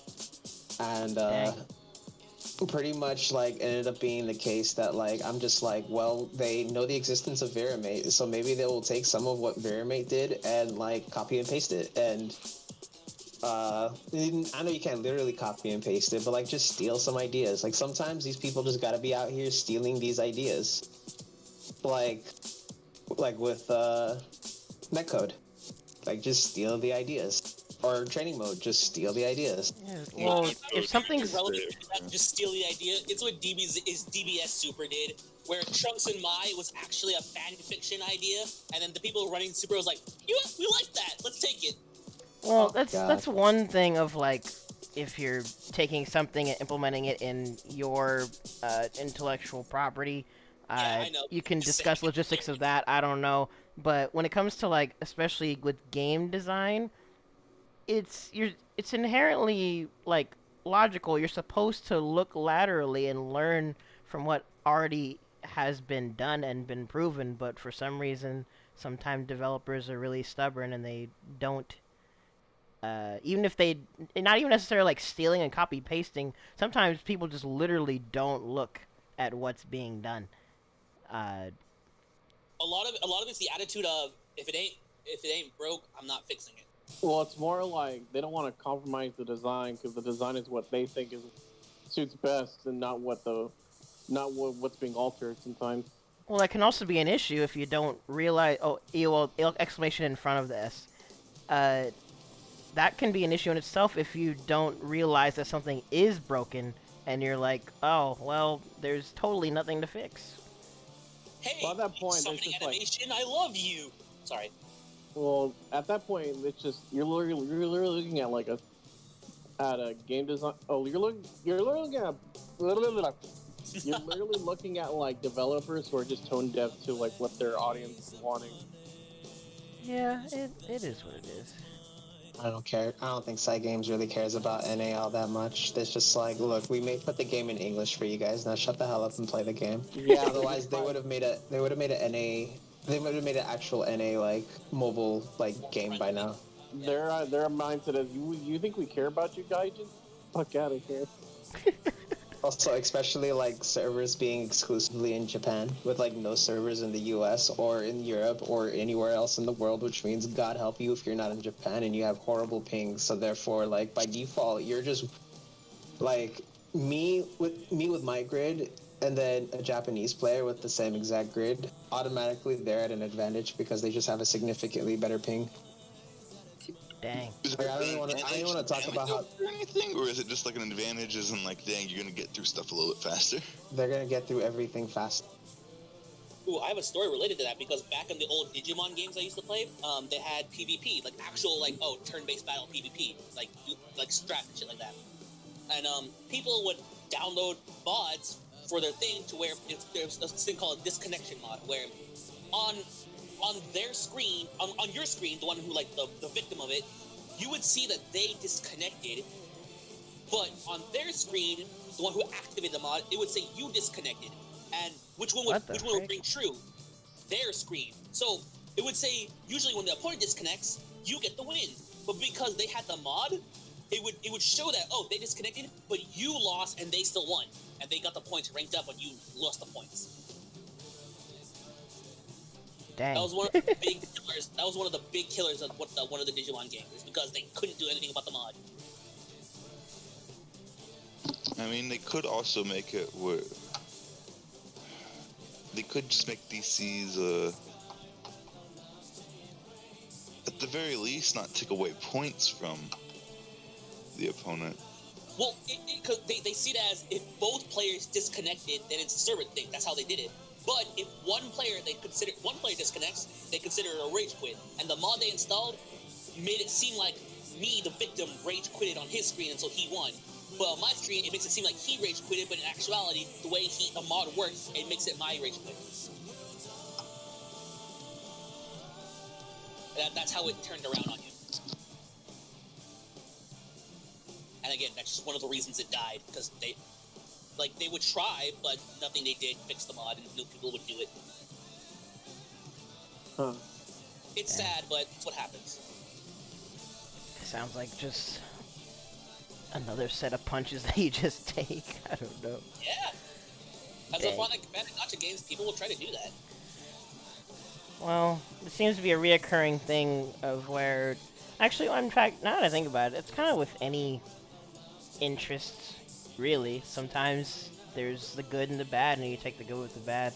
But from what you guys have hinted at, it sounds like you guys have actually had some positive interactions, not even just with the game, but also with other scenes and like the community aspect of it. And part of, and hopefully this is a good segue into the last talking point. Well, second to last actually, because there's another thing I was going to bring up. But the reason I had this number 4 was because I was kind of actually curious of how exactly the gacha scene works in comparison to like the gaming scenes that we all like know and were involved in. Because yeah, we're FresGC, we mostly play fighting games. Other people indulge in some things too. But I was kind of wondering if you guys all liking gachas, and like some of you I think interact with each other more than others, but even if you don't interact with each other, if you've been involved in the scene at all, how would you say it compares to your experiences like with a fighting game scene or any other gaming scenes that you've been in?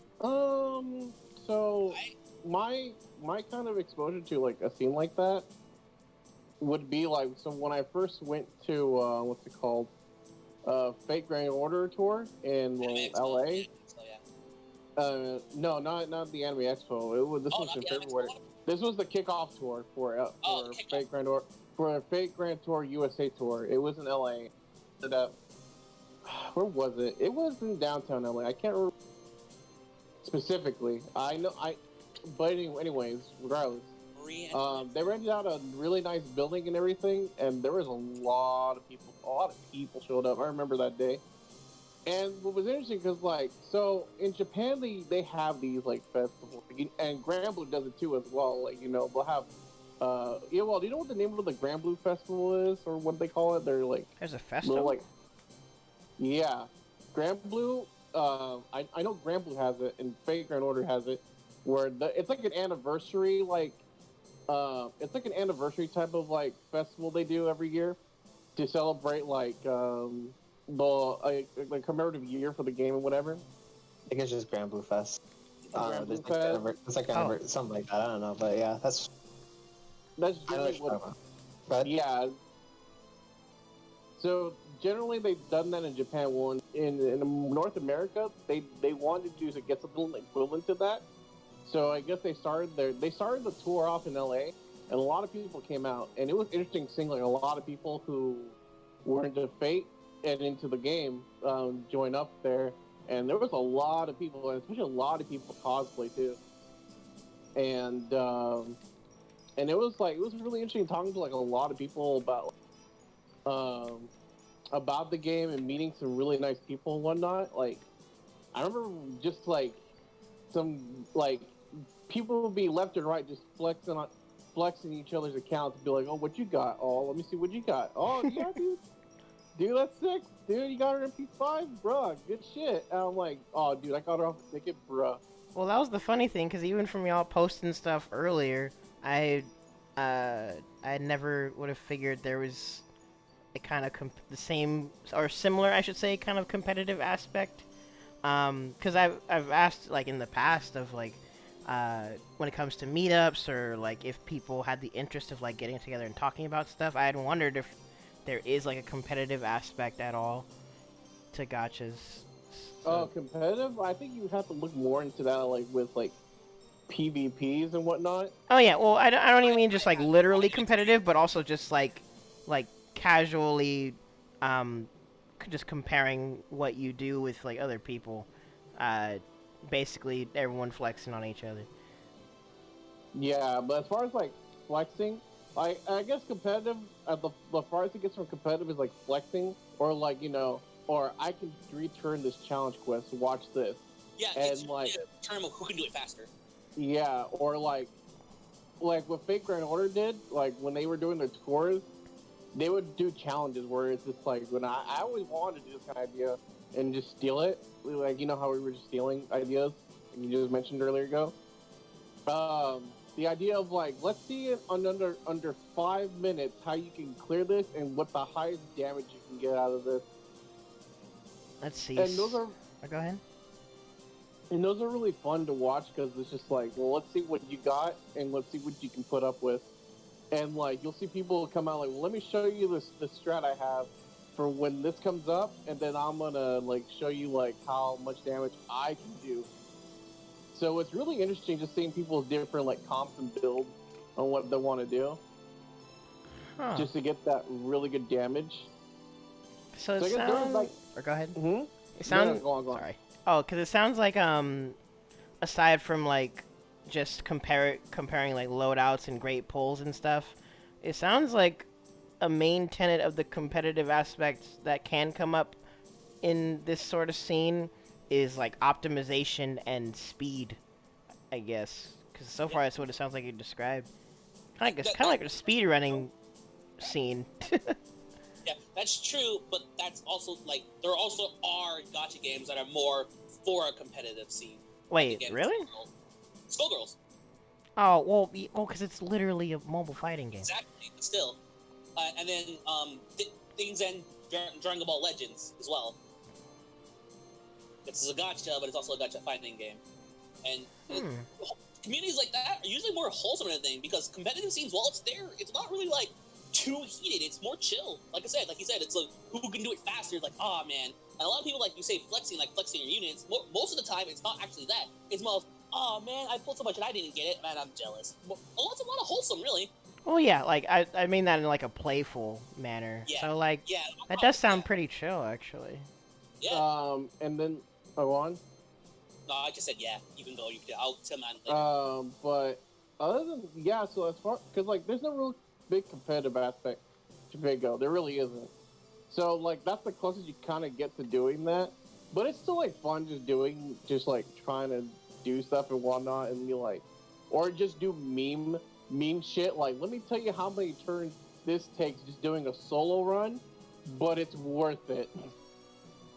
Dude, So that reminds me of like Fire Emblem Heroes. Like I would have a group of friends. Like, dude, check out my meme build.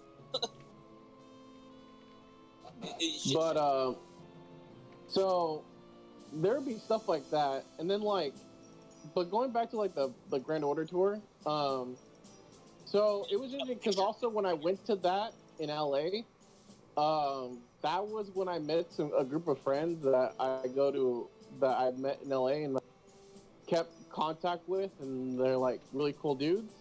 You met one of them. You and Yoel met him, David. Oh, David, yeah. Yeah, him and some other friends were people I met when I was in LA for Grand Order. So it was really cool, and they were just some really nice people. And then to stretch a little bit further off of the community aspect is like when you start getting into like looking up information, joining Discord, and then you get to like the video recommendations of what you're looking up. You eventually stumble upon like other people that you learn about. Like there's a guy who plays NA who's like a very notorious whale. His name is Toe Sniper 98. He is a meme lord and is like one of NA's biggest whales, publicly known. And what he does is he literally pulls for like he'll pull for like MP5 units, and and he strives for like pretty much 999 skills off for all his units, and he grinds like a madman. This man single-handedly farmed like 1,000 boxes when it came to lottery, and that sounds funny, and it is, but let me put it this way, Ronald. I only managed to get 300 was it 300 around there, 300 boxes for the last lottery for Eurofest. That takes a while. You're literally just slave. You're literally tied to a chair, slave, and just repeating the same process over and over and over again to get like a lot of math and material. To get like a lot of materials, QP, which is the currency, and just whatever you need, right? And then you're just like, wow, I'm just wasting my life here for the next 2 weeks doing this shit over and over again. That's what I'd figure. Dude, that something similar for the Dokkan Battle one, because there are farmable LRs being like the rarest thing in the game, and some of them are free LRs. They do a thing where you awaken a card, and awaken it a second time, you need 777 of that card's metal. And the max drop you would ever get for completing the map is 20. So you have to do a lot to get 777.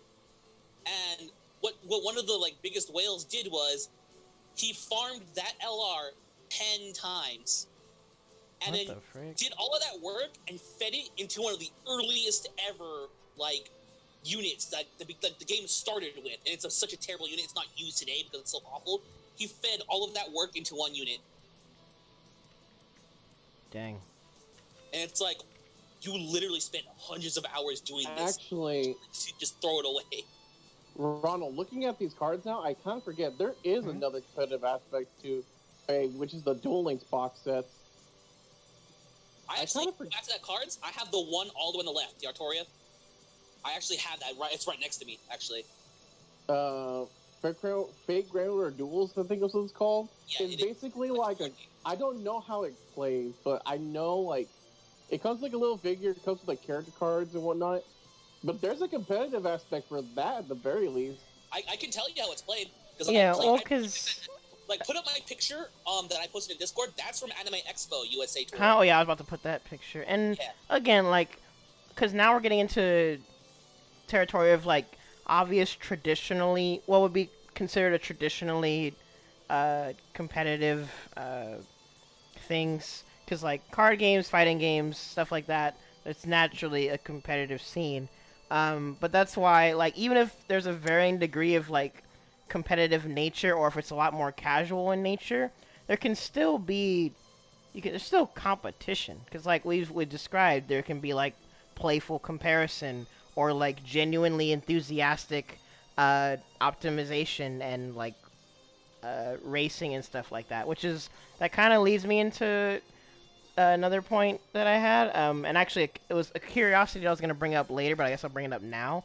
One of the reasons I was even insistent on like you guys having this sort of discussion is because in the past with Donovan and EOL, and actually I think it was with Teddy too, I've brought up like if in like our local scene or other areas, are there interests in like local meetups to converse, to compare things, to like discuss things, and to have like friendly competition of like XYZ thing of whatever people normally do, like you described, do this in X amount of time, or who can optimize stuff better. Has that ever crossed you guys' mind of having an interest in like establishing a more of a local scene for gachas? I've kind of wanted to just steal the idea that the what's it called? That the guys at the Grand Order Tour did, which is basically, let's see how well you can optimize this and how much damage you can get off of, and just for shits and giggles, just to be like, have fun with that. But I figured, I don't know, I just feel like something like maybe that wouldn't like be something like people would like to do. Well, you never know. I honestly wouldn't know. I play too many to focus on one event. If I did so, it'd probably just be a gacha in general event, and you'd have your groups of different gacha games. Yeah, well, that's kind of the irony of it, of like this conversation, and why I liked bringing it up was because, again, initially when I would bring this up, it didn't seem, people felt that there isn't a big enough interest in gacha games. There's no one to talk to. Not only are we having a podcast right now, but I already know people off the top of my head in our area that are also into gachas. I mean, and now with COVID, like, I wouldn't be able to have, like, a local thing right now, but, like, even just doing stuff like this, of, like, talking on Discord and collaborating in streams, like, that's a doable thing, isn't it? Yeah, it really is. You know what's funny, too? I believe that a lot of fighting game players, they're secretly gacha players. You just don't know it. I've started to notice that more and more. You know what? Open my eyes to that. Spooky plays fake Grand Order. Apparently, I did not know that. Huh? Because when we were at NCR and I was borrowing, like, I think it was Ezekiel's monitor at the time, and I just had like I was doing like an event at one point. Spooky literally crosses by, looks at my screen like, "Oh yeah, I have Saber. I have her in her summer form." Like, what? You play this game? See, like, you never know. Also, shout out to GC Yoshi. That man is on my Freaking support GC list. Yoshi. Okay, funny story actually. So we went to Arc Revo, right? And we go into one of the rooms where everyone's playing like Guilty Gear, right? I was like, okay, whatever. I'm just like, you know what? I haven't logged in. Let me log in real quick and just like do dailies. And I guess like I don't know how I bumped into GCOs when we started talking, but I guess it just one thing led to another about Fate. And I was like, oh shoot, dude, you play too? Let me add you. And at the time I was like, I have no idea who you are. And then when I get back home, I'm just like, wait. Go to my computer. GC Yoshi Twitter. Oh shit, this is the guy from Arc Revo. Oh shit, he's a FGC member. He's an FGC. Bruh, I didn't even know that. That's a godlike. Actually, in fact, it's funny you mentioned that, because the first time I met him, I played him at NCR in uni, and I didn't even know who he was, and I beat him. That was cool. Oh shit. Also, God bless. You know who LeBron is, right? Obviously. Oh my God, yeah. God bless LeBron. He's such a nerd, but I love him. Here's what happened, right? LeBron, he plays this game too. He plays Grand Order as well. So what he did was, and God bless him, he's such a great guy. So there are 3 servants voiced by the same voice actress. She plays Medusa in Fate, and she also plays Gorgon and Medusa Lily. He basically got all 3 of them. Bond 10, Max Bond, got their craft sensitive. He recorded it and then he tagged the voice actress to that video on Twitter. I was like, bro, that's so great. I love that shit. I think she noticed too. I was like, bro. Like, God bless LeBron. He's such a nerd. I love him. But yeah, dude, it's funny. I again, I say this. I swear, a lot of people in the FGC, there's more people who play Gacha than give. And I swear to God, I think that's a real thing. Well, that's why. Like, that's what makes meetups and like establishing a scene seem all the more viable. Because people will always think that not enough people are interested in something, but I'm always the guy that no matter what, I'll encourage you to try, at least. Right. That reminds me, like, establishing a scene. When I first entered the scene, like, back in Anime Expo, this goes back to the whole community thing. This is the story that I wanted to tell earlier that was, like, fucking amazing. Because you know how competitive Skullgirls is, right? Especially Skullgirls Mobile. Mm-hmm. When at Anime Expo, they had a booth, and it was a competition. First place and second place got the... If you got that in their Skullgirls Mobile tournament, you got Skullgirls Collector's Edition for free. That came with the final and everything. And I got second place. I had it. And Dang. that was so amazing. I actually got my ass handed to me by a 14-year-old girl that knew an infinite big band combo in mobile game. That is that's a great experience to have. Yeah, that happened to me, and then because of Big that, Band Infinites, great. Yeah, I actually have a signed cardstock poster by all of the Lab Zero members. Nice. It's hanging on my wall right there, and meeting the community and the little girl and like the people who run that booth and the community dinner, like they not only they handed out to winners. If you had a Skullgirls cosplay, there was a girl who was dressed as Squiggly. They're like, "Oh, that's sick!" They brought the voice actor for Squiggly there and got her to sign the poster and gave it to the girl as cosplay as Squiggly. Dang.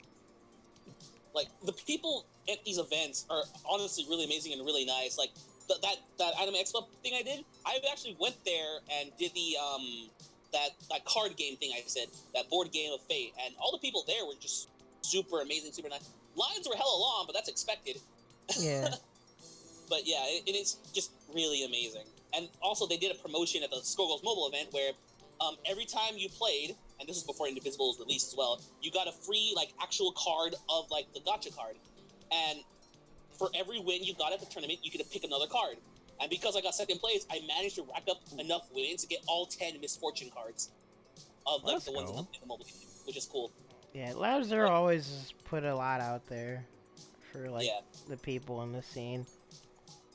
Like, I went to so many Anime Expo panels. I actually made friends with 2 people because Fate, they did a movie thing for Heaven's Feel at Edwards. I made friends with 2 people on FGO because everyone's a Fate fan there, obviously.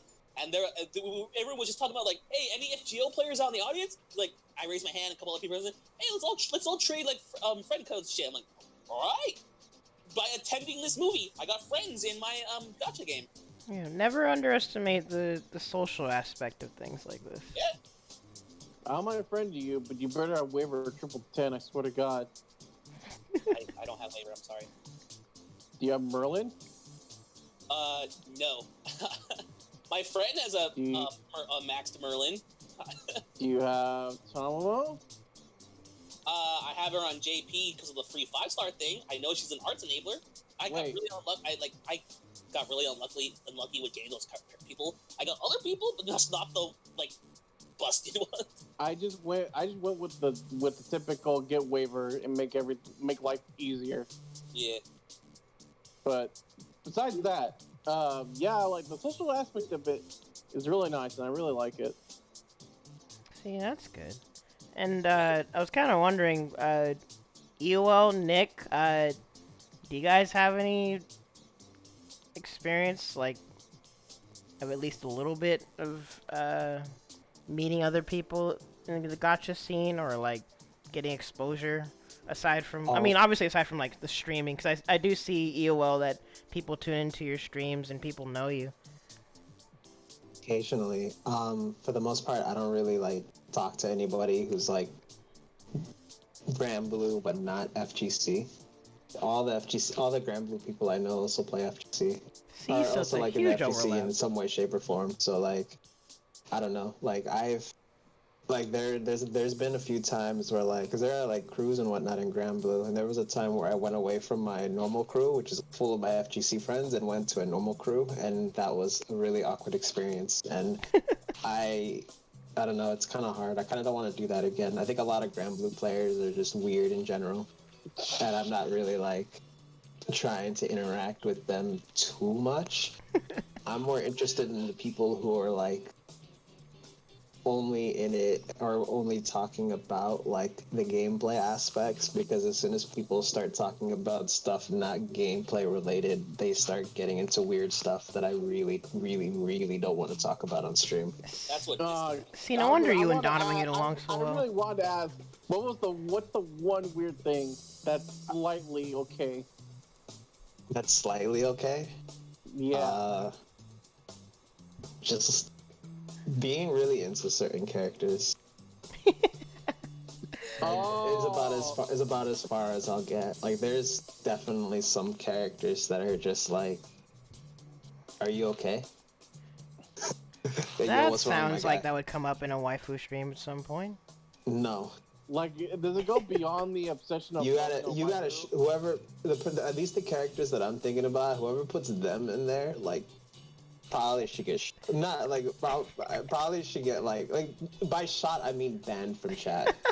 See, not I get like you. Literally shot. I that's get not. An example of that is, okay, go back to that earlier picture when he posted his box with all the MP5 characters. That's how I feel about anyone who says, oh, Jack is precious, versus the people who said Jack is waifu. So you see that picture with all his MP5 people? Wait, well, Jack, let me find it again. It's literally right there, the third picture in the Discord, right there. His first one there. Yeah, I was copying it again. Jack is the second column, bottom row. Hold up. That little white-haired girl, that is a child. So when people that's a child. So when people say that is a child. That is a child. So it is the two statements of Jack is precious, which is she's a child. But if the people who say Jack is waifu, I'm like, all right, calm it down. Well, the only one who's waifu here that I first got MP5 was Raiko, and that was priority number one, because Raida art is like, that's like, mwah, so Raiko good. is amazing, but have you seen Lancer, Raiko? Yes, I have both. I have only Lancer, that's all I need. But like I was saying before, EOL for you, that's why it makes sense, the conversations that you and Donovan have, because not only do you share similar interests in like the certain aspects of what you're playing, but all other aspects are moot, and like in unison with that in fighting games too. So that even that sort of community dynamic is intriguing to observe. Even like, because even me, like, if I don't understand the majority of what's being talked about, observing the interaction for me is still interesting, at least. That's why I feel like a lot of Discord communities are just like godsends, because like a lot of times people don't feel that way around other people, but Discord, you just hear a voice, and just talking to other people who are into the same thing you are, especially in a Discord. We are a bunch of nerds. Yeah. I think it also just helps that, like, when you start learning more about the game that you like, and you get into like the Discord, or like you follow people, like let's say like someone on YouTube that like has a pretty good growth and like they're playing the game as well, and like you get into their community that likes this game that you also like it kind of builds off of that. Like I can't say anything like, you know, I haven't never gotten to a point where I've seen some crazy people like Yo has, but like for the most part, I think my general my experience joining these sub communities that love the same thing has been pretty positive for what it is. Well, that's good to hear. Yeah, so the community aspect is pretty nice. Although they can be kind of rowdy at some points as a whole, but that's with every community being real. Wait, say that again? Like even if the community can be good, you'll still have like a point where the community will be loud about something going on, but that's like every community. Well, I mean, there's always good and bad and yada yada. I have a specific thing about that. This happened very early on in the Fed community, where, again, it's the whole like child waifu thing. Have you ever heard like for the people who played Fed, have you ever seen Bridal Soniki? Do you remember that? Well, Soniki in Fire Emblem is a 12-year-old girl, and they put her in a bridal dress, and like she was just meant to like, oh, child going to a wedding. It's kind of cute, kind of thing. A bunch of people, especially in the Fire Emblem Discord, are like, oh, dude, she looks hot. She's a waifu. I'm like, and the people are like, dude, if these comments keep happening, she's a 12-year-old girl, you're gonna get banned from this Discord. And some people are like, why? You know, we just express our opinion, and it's fake anyway. I'm like, yeah, but... Well... I'm not touching that with a 10-foot pole. Yeah, that's what... here's the thing. They set the rules, and they followed it. They didn't speak about it anymore. They banned Well, yeah, it. if you're in a like a established social setting, like a gathering or a Discord or a group or whatever, if there are rules in place, just follow those rules. It's whatever. But like outside of that, you can choose to like judge morality or like that's cultural whatever. Like you can if you're gonna do that, that's up to you. But if you're in like a group setting, follow rules that are established. Yeah, it's more of the like people didn't follow the rules. They felt like they can do whatever they want in Discord. But I'm like, no, we set up the rules, so follow that. I mean, if you don't want to, fine. Well, I mean, there's always gonna be degens like that in some fashion or another. But yeah, that's the basis of it. But yeah, it's just I feel like people can just be what they want to be, just follow rules. See, and this is why when we do waifu streams, you have to make rules established. Oh god, I don't ever want to step into a stream like that because it's just like, man, that's just gonna get a lot of people mad. I know you're gonna join at some point, Esteban. Come on. Yeah. Here's how I pin it as: you can like who you like. Just don't tell someone like, "Oh, you like that? Okay, that's a shitty take." Don't say that. Just acknowledge people like things. People just like people. I've always never understood people like, "Oh, your taste is bad." I'm like, I just like liking things, my dude. I mean, depending on the person, there's varying degrees of passion behind preferences and opinions, and it really just comes down to semantics of how you voice things. Or just if you're just being a not nice person. Yeah. Shouldn't have to explain to people how to conduct yourself as a basic adult. That just comes down to who you interact with, I guess. Here's a way, like, the thing about, like, opinions and stuff like that. People have strong opinions. You can feel however you want. But there are some people who are out there say, all opinions are right, and stuff like that. Well, because, like, there's some people who are like, all opinions are right, they can't be wrong. Opinions can't be wrong. But then the way to there can be opinions that contradict facts, but that depends on subjectivity. Here's how I stop people like that. I say, "Oh, you don't believe opinions can be wrong? Well, it is my opinion that opinions can be wrong." And if they say, "Bro, are you trying to make freaking paradoxes right now?" Well, that's how it works. That's how if people are like that, I just say, well, it's my opinion that opinions can be wrong. And if you say no, you contradict yourself. If you say yes, you still contradicted yourself. This man just straight up made a paradox on stream. I get what you're saying, though. But yeah. Oh, wait. Donovan? Are you? Yo. Oh, okay. Hey. Yeah, Donovan's here. Oh, now it was here. Okay.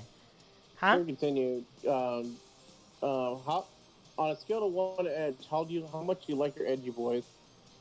How much do I like? I like edgy boys? Yeah. I don't usually tend to gravitate towards edgy characters at all. It's more like when there's an edgy character, I can acknowledge the edge. They may or may not be cool, but if I learn more about them, I'll probably develop enough respect to like them to some degree. Uni is a prime example of that, where Carmine is very much obvious edge, but then as you go through the chronicles and like story stuff, you see that he's like very self-aware, and so like it's like you can't diss the hustle kind of thing. It's like you do you, man. You're a degen, but at least you own up to it. It's that kind of thing. Like I can respect edgy characters.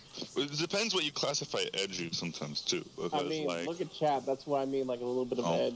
Whoa. Like, I feel like the way what's to that? classify it What are we is, looking at? Hold on, I'm gonna bring it up. for me, it's like edgy characters, as long as they're not being edgy for the sake of being edgy. If they have, Well, that comes down to design and a developer. It depends. Like, can a character be? Yeah, like I consider edgy somebody like Seth, who's like acting all like mysterious and stuff. Well, because Seth This is a looks literal like- assassin. Yeah, but I like characters more that are like cool for sake of just, oh dang, this guy's cool, not like they're trying to be cool. Like Akatsuki, for example. Yeah, well, that's is not why- edgy, but he's just cool. Yeah, that's why I say it comes down to design and intention. Because like a character like Seth, the edge is obviously there, but again, like in lore, he's a literal assassin. Whereas a character like Gordo, they're not. It doesn't really feel like they're trying to be edgy because it's just charisma. They're a naturally suave character. Same with Akatsuki. Actually, Akatsuki's not even really a suave character. He's just cool in design. Just is power. Yeah, so like it comes down to design of a character and intention. He's like, I can contest these people with guns and magic shields and swords with just my fucking fist. Akatsuki's the not. way I look Y'all at it have is, here's weird the best definitions like of edge. here's the best like comparison I could say about. Oh no, I wouldn't even call Akatsuki edgy. I was just referring to his example of like what's Here's how I cool. compare the edgy levels, because how you guys explain Akatsuki as a character, that's how I feel about like Itachi v Sasuke and like the whole Naruto stuff like that. Itachi is like Akatsuki, you know, he's not edgy for the sake of being edgy. That's just, you know, what he is as a character. He's cool and collected. Sasuke is just edgy for the sake of edgy. He had many times to be not edgy, but he chose to be edgy. Well, So this is what. like go ahead. Hold on. Now I'm about to say. So where would this fit in your thing? What the character Ronald? you showed? Yeah. Well, again, like I don't know anything about the lore or anything, but I see a very dark, brooding design. I see literally they're an assassin, so like there's obvious edge. And so in order to like look deeper into the character, I need to know lore. Because if there's no lore to look at, I just see it's just an edgy character. There is kind of real lore because he's a real, like, Japanese person. That's based off of. Yeah, well, I mean, the character looks cool regardless. Like, I usually can't think of an edgy character that, like, you can just straight up say they don't look cool. He's supposed to be considered a manslayer. Okay, I also- figured from the blood-tattered freaking pants. He's a Japanese samurai feared as one of the 4 most notable assassins of that period. Again, I'd figure from the blood-tattered pants. But Donovan, were you gonna say something? Was what? Oh, wait, were you I gonna say think something, Donovan? Y'all have some weird definitions of edge, because there's Gordo's definitely not edgy. Akatsuki's definitely not edgy. Yeah, that's what I'm saying. Like, there's characters that are cool. Yeah, but I that think was the edgy example is of when cool. A character's like trying to be cool, but to an extent, or is like overtly like dark and mysterious. But that's why I specified intention of design, because you can't even say Seth is trying to be cool, because he's it's an He's assassin more in the character. category of like he's just dark and mysterious to begin with. Yeah, Characters can be edgy without like purposefully being designed to be edgy, though. Or I mean, But you have someone like edgy Carmine other where than- they're trying to be edgy. yeah, So but there's different ways for it to go. even characters who are not trying to be edgy can still be edgy. Yeah. For example, Seth. Seth isn't trying to be edgy; he just is. Yeah, from And that's- design. I would say the same thing for both Itachi and Sasuke. I think they're both extremely edgy characters. Yeah, they are, Yeah. honestly. But it's It's like I prefer, it's like, a step subsequent to it's a Carmine subsequent actions. result of design, where even if a character isn't literally acting edgy for whatever reason, whether it be the characters themselves or plot, they can still come off as edgy. Because it also comes down to just what you feel comes off as edgy. There are people that, for some reason, super duper gravitate to like eerie, brooding, murderous characters, and they don't see it as edgy at all. It just comes down to preference, really. I can see that. Also, what even brought that about? Did you just see the character and you're just curious what I would say? Yeah, that. Yeah. Okay. Well, because again, I'm not someone that gravitates towards edgy characters, but again, I'm someone that has some appreciation for lore, usually, and that, because when I get context of a character's backstory and reasoning for either design or their actions, then I come to like them a bit more. Like, again, like with Carmine. I didn't like Carmine at all. And right now, I wouldn't even say I necessarily like Carmine, but I respect him more as a character because I understand the context of his actions and design. I would say I think about that way about Ragna. Freaking Ragna. Like, if you look at Ragna, you think, oh, but the way he is, like, has edgy powers on it. No, the dude, his personality trait is, I'm just tired of this shit, dude. Yeah, Ragna's always super done. Let's give some props to Ragna for like his just character arc and Blaze Blue. Ragna is also incredibly edgy, though. If you don't think Ragna's edgy, no, Ragna's definitely edgy. He's not like free from being edgy, but when you base see him, that's all you think about. But when you learn about him, he's more so of like, I'm done. See, that's Ragna where also, context is key. Ragna also likes VTubers. Then, real talk, the Ragna I think is a awesome protagonist. By the way, Yeah. I love him as a protagonist. I'd probably like him more if the Blaze Blue story made sense. All right, bro.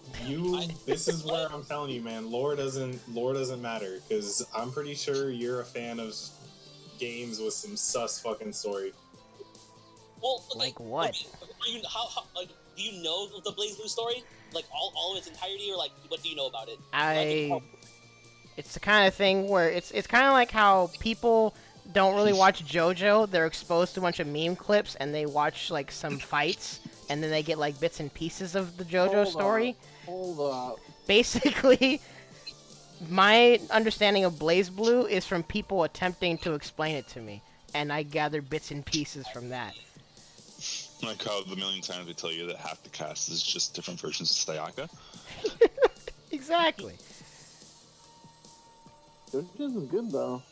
It always surprises me, like not surprises me. I always find it funny and like explaining Blaze Blue to people and just characters in general. Like I like The first game's a time loop. It's brilliant.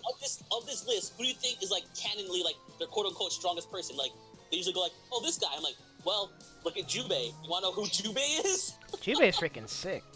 Yeah. Cats at fuck 9. Fuck. I went through and I was in a stream where GC Yoshi ranked, or I asked him, I was like, hey, so who's canonically the strongest?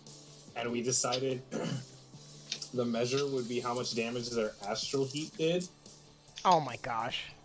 And That's a you thing to say. in CF, Azrael is second, I think, and one of the robots is first. One, like the new Lambda, whatever. One of those characters is canonically the strongest. Maybe Yeah, I thought Azrael was canonically busted. Azrael. Blaze Blue had a Don't fighting gacha game. Just Wait, did letting it? you know now. Yeah, Oh, also also- or something like that, and it has a character that could be the replacement to Ragnar. I think if they're gonna make another game. The replacement to Ragnar is probably going to be Naoto. Naoto? That's what I figure. Also, why are we talking about Blaze Blue? What we should be doing is seeing if Donovan wanted to, like, rewind and input on any of the topics that we've gone over while Which he is was the gone. community aspect. Community aspect. Every single mobile game community is max horny. That's it. The end. Damn. Okay. I mean, he's not wrong. Yeah, that seems like a very, even from the outside, it seems like a very fair assessment. But he's completely right. You can say that about a lot of fan bases. Well, you can say that about literally every fan base, but I think it means like outwardly horny. If you want to add on to that, you can say they're also horny about things they probably shouldn't be at times too. Yeah, You can but also say that put about a lot of like, communities. you can also say like, oh, people who like anime are just a bunch of horny weebs. I'm like, yeah, pretty much. Yeah, but there's like different levels of horny. Yeah, there's levels to I mean, it. you could be a JoJo fan and not be a so horny let anime fan. Let me put this in perspective because I mean, maybe you are horny for other Will characters. kind of touched on this, and while I've never had that experience with any like the Grand Order discords, some of the Grand Order discords I've been in, even the fucking Reddit one, I've not come across anybody so sus and horny like that. But that's why there's the NSFW channel. But even then, it's just like I've never come across people like that. Now, from what Ian Well was talking about, now that's some sus right there. Yeah, like, and this isn't even, this shouldn't, in fact, I'm just gonna call it right now that this shouldn't even be in sort of, huh? Yeah, you guys are talking about the what's yeah, your the name other bridal character. dress thing. This shouldn't be any implication that no scene is like holier than thou and without its XYZ impurities. There's always gonna be someone horny somewhere, everywhere. Doesn't matter, who cares. But yeah, so I guess let me preface this by saying I am very obviously part of the horny community. There are characters that I like in I'm Grand pretty Blue sure we all are. that I don't give a fuck about their story. Only needs Zeta. Oh Same with Fate. Like I'm not trying to exclude myself, and that's why I said every mobile game community, like they're all just horny. That's all it is. If you look at any go look back at any fucking comic head, like literally the year after a game Dan knows comes about out, the comic head. Yeah. after a game comes out, the only thing you see is just fucking porn. Just scenes. You could drown in porn for any new game. And that's just how it is. Yeah, I'm gonna be real quick. You guys know that I'm not even like in the gachas at all, but that character, what's that character's name? Bremerton? Mhm. I found out about her from like everyone making stupid dummy amounts of fan art of her in that like tennis outfit. Mobile game communities are horny because the official accounts will retweet horny and horny adjacent art. Like the fucking Azure Lane account, not even Azure Lane account, Azure Lane itself has turned up the sex appeal on their official skins. Wait, so is that tennis outfit official? Yes. Yes. Dang. Okay, I thought that was just like something that just blew up like fanon. Let me It's pull up one official. of the banner units from Fed that cause a lot of people to spend money on this game. It's called Christmas Starja. I got it. It's funny because like I always show that to people. I'm like, hey guys, this is an armored unit. Guess what? No, yeah, and like when it comes to gachas, like let's be real. Either way, it's a mobile game. You're collecting JPEGs of your waifus, which some by design are obviously meant to have sex appeal. You can be fair and admit that. Right? That's the base of it. Horny sells. Well, Pull that's yeah. Put Armaya on the stream. I got you. Actually, I don't have any Narmaya pictures saved, but let me find something. Literally. Well, like it's funny because I'm not trying to say like that every fucking gacha is also like pointed now because it's real. You do have a point there, but like it's funny that you bring up Azure Lane because like you know what's funny, Faith's been very subtle about like their fan service here and there, but not to the degree that like Azure Lane openly does it. It's very open about it. Yeah, and that's not even inherently a bad thing. No, it's not. But it's funny when you look onto that. You can Nintendo IP, by the way. Nintendo IP. You can trace the increase in like horniness in Azure Lane outfit designs. I just wish I liked the gameplay. It started, I think, like 2 years ago is when they started to ramp it up, and you're like, okay.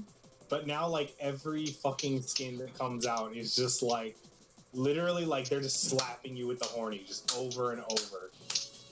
Dang, I'm trying to browse my Twitter likes. I haven't even liked an Narmaya picture in a hot minute. Wow. That's Where the wild. fuck is Summer Noir? There she is. It's funny because like what's funny about like Fate, like some of the artists after Fate, it's funny because like some of them are DJ artists.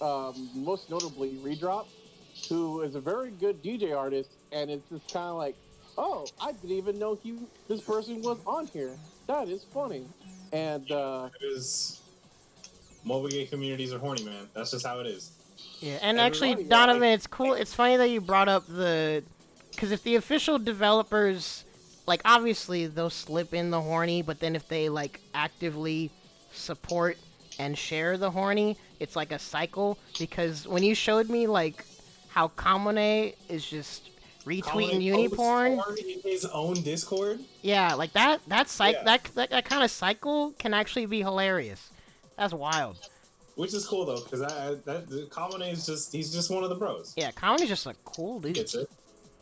Dude, the one I just posted, Noir, there was a funny thing about her horniness, because people are like, oh yeah, her art is pretty cool, and it's like, it draws in the horny. But one of the things that brought controversy is like this inhuman back twist bend kind of thing. Oh like, man, yeah. you're gonna get the anime, you're gonna get the art Twitter police on you? Is that what's gonna happen? It was more of like, people are like, dude, no woman can do that bend and twist thing here. The boobs and button one, yeah. Yeah. I People remember are like, when no, like, they literally dismissed the horny to argue. Wait, dude, what who the picture are you fuck talking did about? that? Oh, this. By the way, Yeah, horny picture. those are Nintendo like IPs being put into those clubs. Oh yeah, actually Nintendo, well actually it's only recently that Nintendo has embraced the horny. Because before, they were like shutting down anything and everything to do with their characters. now they're just like, nah, we know what works, just let it go. So like they know where we're getting money from now. Yeah. So, And I hope that he's fetching a picture of Christmas Starja for you to see. Yeah. Huh? Oh, well, I'll go They- back they- to it, sure. We can skip past the freaking Twitter police shenanigans. What's horny on my account?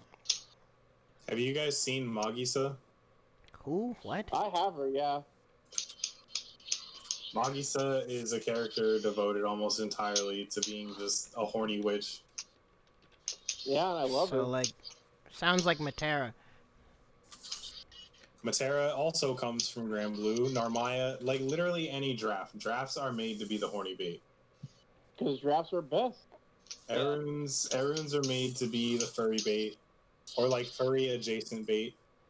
Well, because it's one thing when a character is, where like, do is, you like, land for on the that horny, with but the when the bait? character themselves are the horny, that kind of just... I don't know if it makes it more legitimate or if it makes people feel better, but it can add to the character, at least. I don't know. I absolutely that love cause horny, drafts. and they know they cause horny, and they embrace that they cause horny. All right, good. All right, so Donovan, you are a man of culture. Thank you. I main drafts. I have See, and you're acting like me.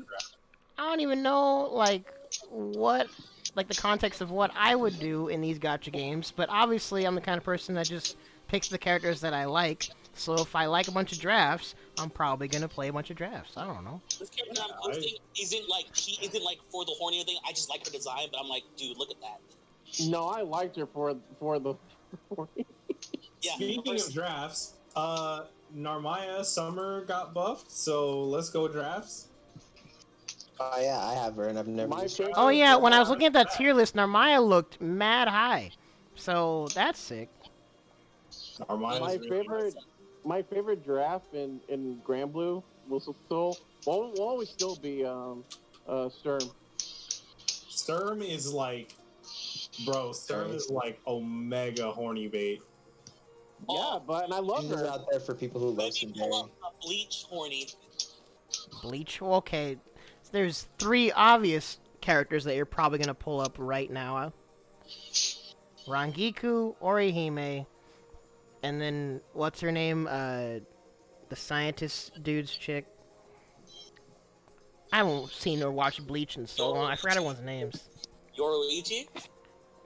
Oh no, I wasn't even mentioning her, but I guess she would be the obvious third. I meant dang it. Yeah, I'd have to look up names, huh? You know? Yes. Okay, is the scientist the one you're talking about? The one that's like that's just white, has the clownish kind of thing. Yeah, what's his name? Mayuri. Mayuri. Yeah, his like the girl that accompanies him. Nunu. Yeah, she's always up there in the waifu picks also for Bleach. I'm also surprised you didn't say Haribel. Honestly, I forgot Haribel existed. Look, Ronald. There's some of the horny right Yeah, there. Raiko is definitely a Ronald character. Oh, Wait, yeah, who's Raiko? Wait, well, first things first. Who? Oh, I think I've seen this character. Wait, Raiko is stupidly popular. she a summoner? Yeah, because she deserves it. She's best. She's Rhina. She like summon stuff? What does she do? Oh, what? This is her Lancer form. The one on the bottom is Sean. Ronald doesn't know what the fuck a Lancer is. Yeah, bro, I don't. I'm just clicking pictures. Oh, I see Holiday. Hold on a second. So she is like a magician. Magisa. I thought you were talking about in the Discord. Yeah, Magisa, she's just a witch, but she's just extreme horny bait. So Yeah, and I love her. 9 the Phantom, but nice, I'm guessing. Yeah. Okay. That makes her more likable. I have to show you my personal favorite. Okay, I'm gonna queue up a bunch of. Is Carmelina. Hey, I have her. She's really good. Carmelina's really good. I like her circus outfit she gets too. Yeah. Aliza's really good. Aliza, I wish she was in Grand Blue Versus. She should. There are so many. I get so unreasonably upset at the fact that they chose Sora's for the melee character. There were so many better characters they could have picked. She could have been the one in there as the brawler. They could have put Aliza in the game. They could have put Ire in the game. They could have put Azazel or Six in the game. They could have put Nicholas. Nicholas would have been really sick to put in there too. They could have literally just put Feather and made him rock. Yeah. Oh, too. yo, But Eliza is that the draft with the sheep? No, that's Anilla. Oh, Anilla's a really good draft too. okay. I think I just like the drafts in general. Let me look at all the SSR Fist characters. Also, shout outs to Ilsa, one of the few Erwins I like. Ilsa, yeah, Ilsa's really good. Her light, was it the light form or earth form, was it, that she got? Where she is, like, thick. Light. Yeah. Everybody thought it was going to be dark, because in the story event, she was dark, and she looks like a dark design, and they're like, just kidding, light. Yeah, because she lightly thick. Yeah. Got him. Out of all the characters they I'm could have gonna put queue in up some songs and then I'll put all the horny. Give me a that second. are Fist proficiency, they could have put in Ganondoza. They could have put glad in... you said more, because I thought you were about to stop at Ganon. No, they could have said Ganondoza. They could have put in Ire. I would have taken Dante, honestly. They could have put in... Why are there, like, no Fist SSRs? What the fuck? Yeah, Azazel, Six, like... They could have done so many more. Anthuria. Like we said, Aliza. Greya would have been sick. I don't know what kind of fucked up shit they got to work on to get Greya in, though. Because I know her... I feel like... So are there any characters in Grand Blue Versus that also exist in Rage of Bahamut? Or is it just Grand Blue Versus characters? Or Grand Blue Fantasy characters? That's an AOL question. Okay, so Eliza is the Kung Fu draft. Yes. Yes. She seems cool. Aliza's hella sick. Look at that. Check the event one. Or check the water. Sorry, not event. On the Aliza. Okay, that's fine. No, wait, I'll go back. Hang on. Like, and literally any Aliza unit is hella good. Oh. Beatrix would have been nice to put in too, for what it's worth. Fine, hella good. Like, what? I'm lost. Like, what's going on here? we're looking at a bunch of waifus, and Donovan's talking about how good some of them are. Gacha units that cause the horny. Oh, okay. Oh, good isn't just like aesthetically good. Okay, gotcha. Because I was about to say, a good Aliza. What the hell are you talking about? Aliza's Fire Fist is no longer. I mean, it's on the come up, I guess, but it's not. Oh, I thought you said Eliza is good. Fire Fist is on the come up because there are characters better than her to use instead of her. Sad. Not because she got buffed. Because you could just run Mugen and Anilla instead. And Who build the absurd amounts of frick is units. this? He's buff in my heart, though. Carmelina. This ring is giving me Tira vibes. Tira. Yep, I knew it. I knew that's what you were gonna say. And speaking of Tira, no other game that sells like horny than Soul Calibur. Well, because Soul Calibur has probably one of the most expansive character customizations, and people went freaking wild. Okay, so she's dagger prop. I was wondering about that. Also, another one on my horny main is like Song. Wait, what? She's a great. Yeah, she's a great DPS caster. Wait, is Carmelina like a circus lady? Oh, so she's literally a circus lady. Okay, that explains things. I had no idea, to be honest. There are just some characters I just don't know about. She's There's got that a many ring, characters. she's got lions, and the whole circus outfit. I think I get the picture. You know the one thing I like about the game too? If you get a character of the same like rarity, you don't have to use it. You can just switch out their costumes, right? Yeah. Yeah, that's really nice to have, honestly. I think I actually know all the female SSR drafts. Good. You do? You're a good man. Ronald, I really like drafts. Thanks to you, now I do too.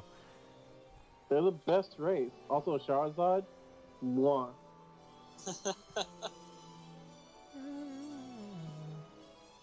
She has the thing of like she doesn't want to die. Wait, this is an official outfit? Yes. Yeah. That also explains all the other. This is another character that I saw. Lancer, baby. This is another character I saw endless fan art of. This... Raikou gets a new outfit like every 2 years, and again, Comiket hits, and you know what the fuck is going down. Yeah, and I'm buying every Raikou doujin I see. She's the mommy of it. That's what I've figured so far. Well, this one is more like she's like a disciplinary type of character. She's not really a mommy. So an obligatory MILF. Yeah. But also, Rider character designs are just top tier in my opinion. Also, Song is like really great. Oh, that's how you say that? She's like should we tell him about the T-Rex lady? Oh, T-Rex the lady waifu that just came out. Yeah. Hey, Big Ralph. Big dino waifu? They made a dinosaur MILF in Fate recently too. Alright, you put dinosaur and MILF into the same sentence. I'm on red alert, Chief. You're not. It sounds dumb, but I'm not even wrong. He can vouch for me. I totally Show me a picture then, sure. I don't remember what the. You're going into the territory of what my next Thursday shenanigans is gonna be. Yep, Kijo Koyo. I mean, Wait, you can give what? it to Ronald, and by all means. Whoops. Copy image. Yo, That's her final art, but let me find her her first art. So, That's I gave her, Octo but here's and her first form. rings, and it didn't do anything for me. Boom! nice. That T-Rex turns into that woman. That's your Wait, T-Rex. Narmaya and who? Octo. Yeah, I don't know. Honestly, I've never purchased a single ring. Like, to this day. Like, I'm done with... I just got done grinding my nuggets, and I was sitting there like, should I grind some more for a ring? And then I took one good look at Rise of the Beasts, and I was like, I never want to see this event again. At least until the next time. Yeah, it's a pretty unlikable event. Well, There you go. I'm out of gold bricks now, so until they I've get noticed another that one. There hasn't been I'm any chilling. events that come up that feel like have really like made a big people haven't made a big deal about in Grand Blue, considering I haven't seen the fan art for it. And usually, if an event that comes out is usually pretty good, there'll be art of it. But You guys for see the characters, Shura got a lot of fan art. maybe I wasn't just looking in the right direction. Okay, wait, hold up. So is this one of those kind of characters that they have a human form and then they can transform into a shrieking dragon or whatever? I'm looking at what you guys sent. Because I see this lady. Are they the T-Rex lady? Yes, they're the same person. Okay, I see Scaly. Wow, what the frick? She's literally, it's like literally a T-Rex. Yeah, that's what we meant. That's your dino wife. Oh, so that's where she's come from. Okay, gotcha. Never mind. I guess Wow. I'm wrong then. She So literally that's a T-Rex? transforms into a T-Rex. That's funny. Yeah, and her sprite is actually of a T-Rex. I'm sorry.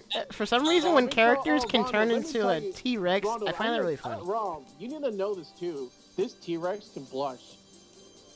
Okay, I can't think or imagine the like anatomy of a T-Rex blushing, so I'm not even gonna try and process that. Okay, so what she is a Koji Koyo, and Koji is just an Oni, a demon woman. So they just did a thing where a demon woman, that's her demon form's a T-Rex. That's Remember, wild. we literally told you earlier today that they put the satellite Voyager, an inanimate object, as a human form. Yeah. And also, Diamond, you didn't link me a draft. That's shocking. I didn't mean to. No, because Steve was talking about how there weren't any characters that got fan arted, and Shura got stupid amounts of fan art. Did they? Yeah, I must saw have it. missed that wave because I don't recognize this that character. That one little piece of thigh right there that looks like an egg. Yeah. Yeah, she's now I'm like, oh wait, no, I. egg legs. Egg Yeah. leg? What the frick? People were very much in love with Shura, and then this one guy was like, yo, her thigh looks like an egg, and everybody was like, bro. Yeah, I must have missed that wave then. Frick. He literally like took an egg and he just kind of like slid it over her thigh, and like there was no difference. And everybody's like, son of a bitch. Yeah, pretty much. By the way, the little boy I just posted, that's Voyager. That's the satellite character that they turn into a person. Bro, this looks like fan art. No, that's what he is. I'm Fan just art. gonna- That's what he looks like. Okay, I was gonna say. Oh, I was about to put this picture in SR.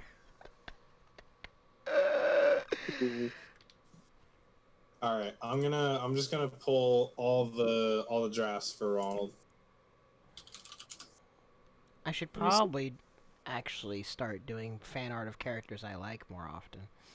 Draft characters. Oh, we go SSR only. Although there are some pretty good SR drafts. Wait, I've done the same, Ronald. Like, I've had some people actually commission stuff like that. So wait, who's your favorite SSR draft then? My favorite SSR draft? It used to be Forte. It's probably Narmaya. Narmaya is really fucking good. Actually, okay, so I can have. I know that It sounds like you're judging off of utility. It's not going to make a lot of sense, but like, it used to be Forte because I used to play Shadowverse before I played Grand Blue. And I was like, damn, Forte is really sick. I like her two spears. I like that she's a draft. I'm on it.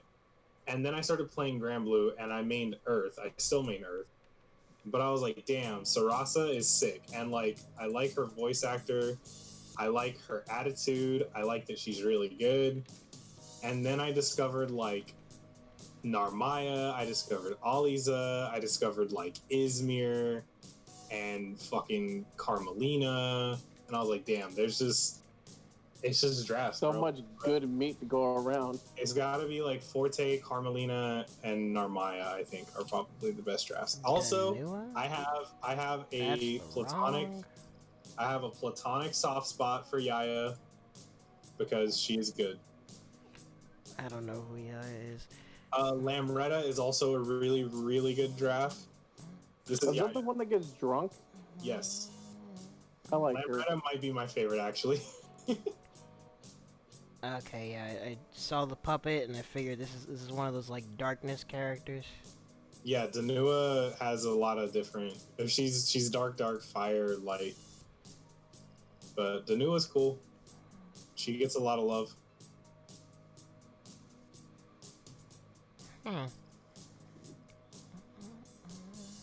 Lamretta's cool because she gets drunk. She's drunk forever. Yeah. Well, this character looks tiny and adorable. Yeah, she's a kid. Like, literally. I think she's. Wait, she's a giraffe? I don't even see yes. this. Oh, The those are really horns? tiny. Okay. Wow. She's a kid, bro. Okay, that makes sense. Imagine that logic in character design.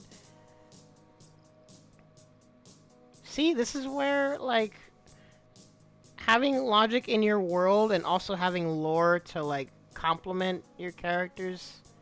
Yaya is also unironically, like, a good character. She will save your party from absolute death. Oh, I mean, like, literally good in utility. She's literally useful in certain types of content, yes. Ron, do you like nuns? Not particularly. Why? He likes double. Oh my god, shut up, no. That's not a fetish I have, if that's your question. But, just send me whatever you're trying to show me, man. Oh, frig. Brendan's online. Don't let him hear you mention double. Here's another member of the Ara Club. Oh yeah, Session.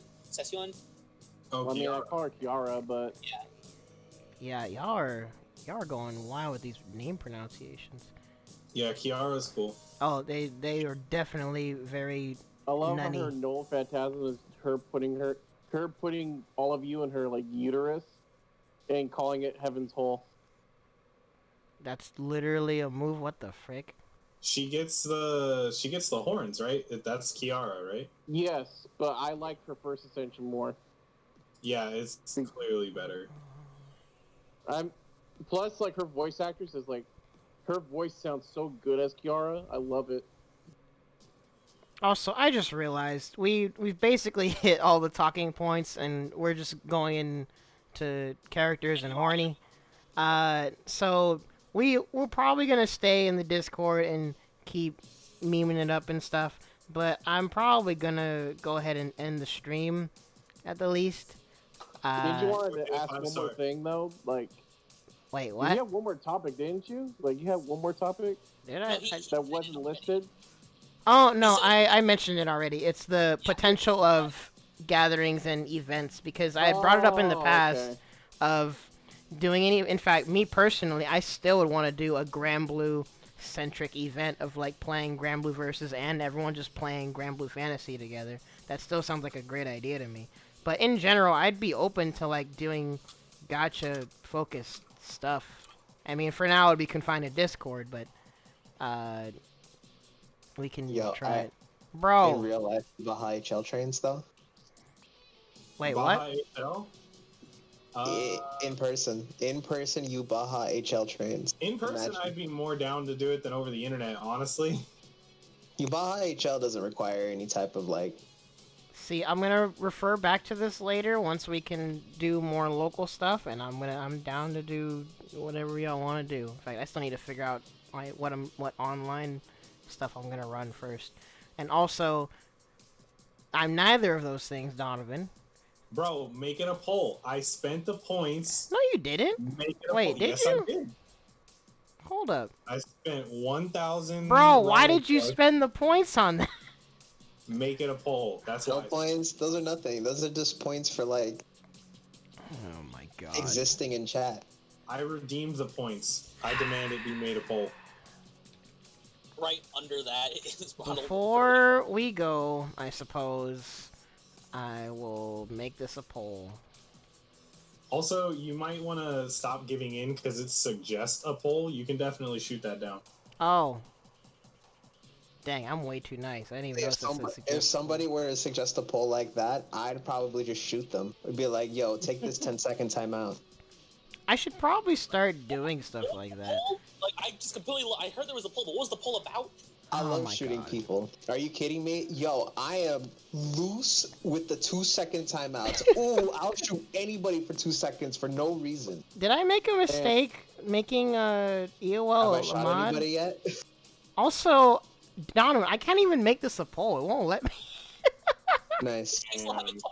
Still wasn't answering what poll it is. Hold on. Let me, since I, for some reason, Honestly, like I'd to probably entertain go with Donovan. Lolicon because I honestly answered with the Lolicon because Mika. Bro, someone did Oh, not pay yeah, attention to my right, waifu list at all. I looked at Ronald's. I'd say he's more of a furry than a lolicon. Just not to say that he likes furry stuff, but like I've gone through his likes before, and there's no way he's a lolicon. If he was, I have a response in the Discord for that. Bro, why do you have that So unlocked? the answer is you're a furry. Steam Summer Sale starts on Tuesday, so we can all become furries and play the Fighting Herd. Wait, what? Oh, is Wait, Fighting Herd what? going on sale?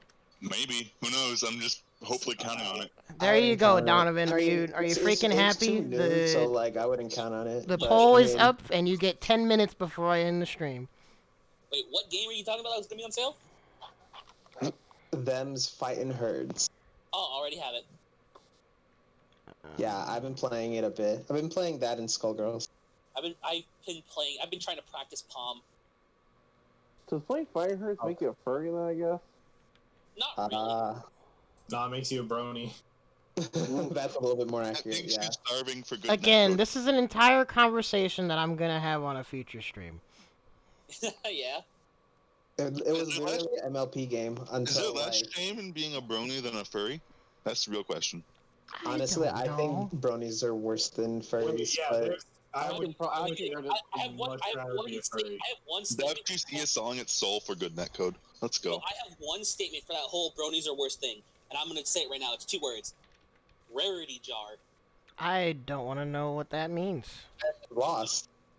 I don't want to know either. I'll explain it when the stream's I over. I think Oh you God, shouldn't. no! Stop. I never asked for an explanation. In fact, I asked not to explain. I can agree to that statement as well. Oh wait, actually, is the poll up? Cause it's in the chat. Did I? Oh frig, no, it is. Oh, And yeah, y'all, it is. All right, Oh cool. yeah, here it is. Hooray. Lolicom. look, man, it wouldn't let me do it otherwise. Wait, how would I do the poll? It's Click on the arrow in and the next to chat at the top. Oh, okay. Why do I do this?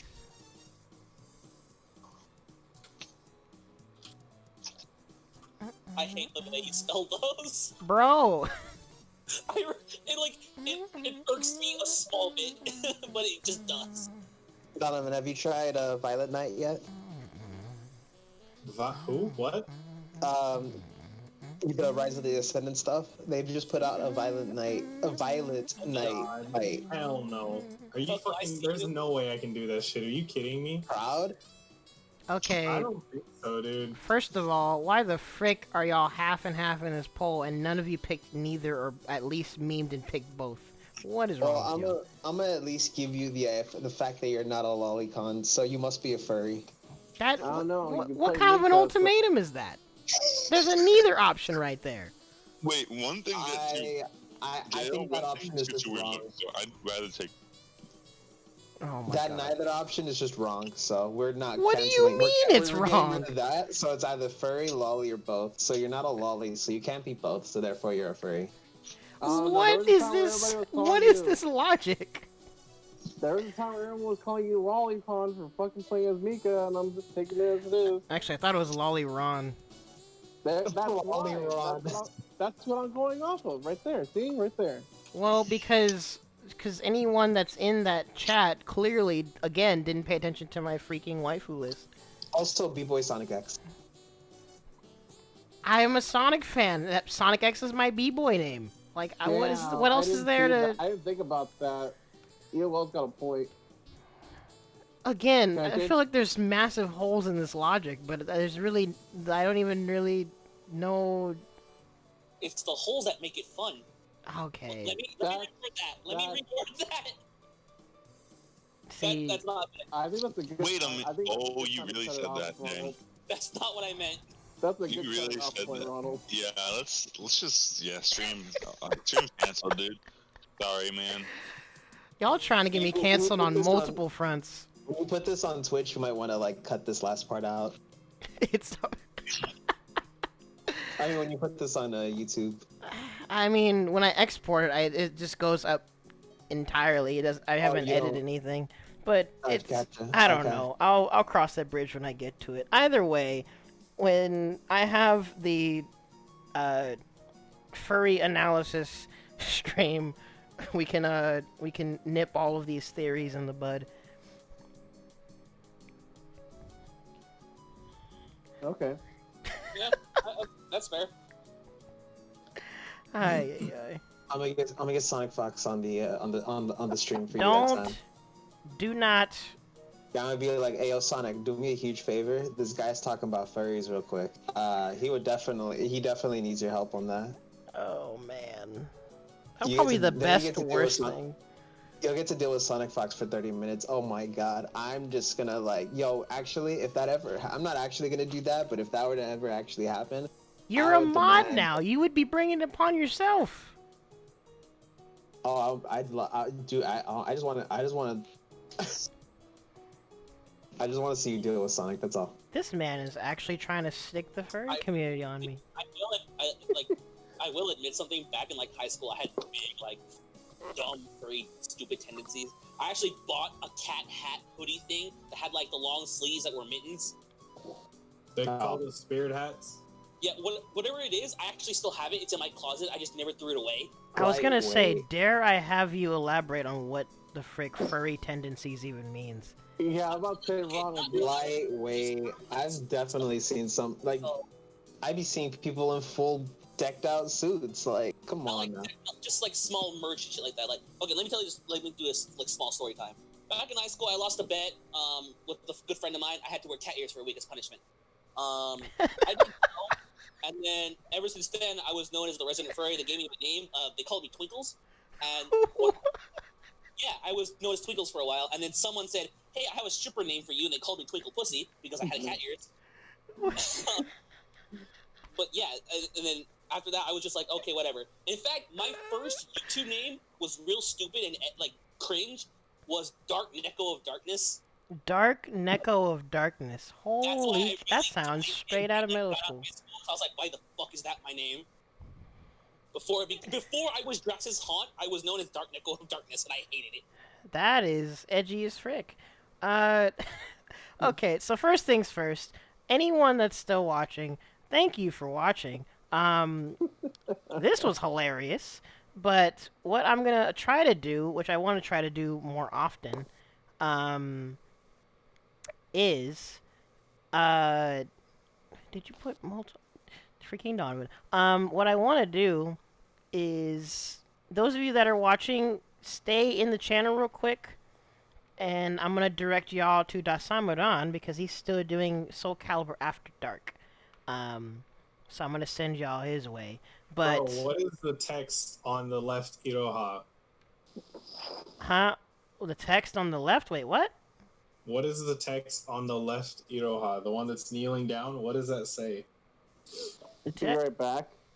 No, Tiny little text. I know exactly what you're talking about. Tiny- Yo, on the shadow. There's like on What the does that silhouette. say, Ronald? What does that say, Ronald? Wait, there's text. Wait, hold on. What?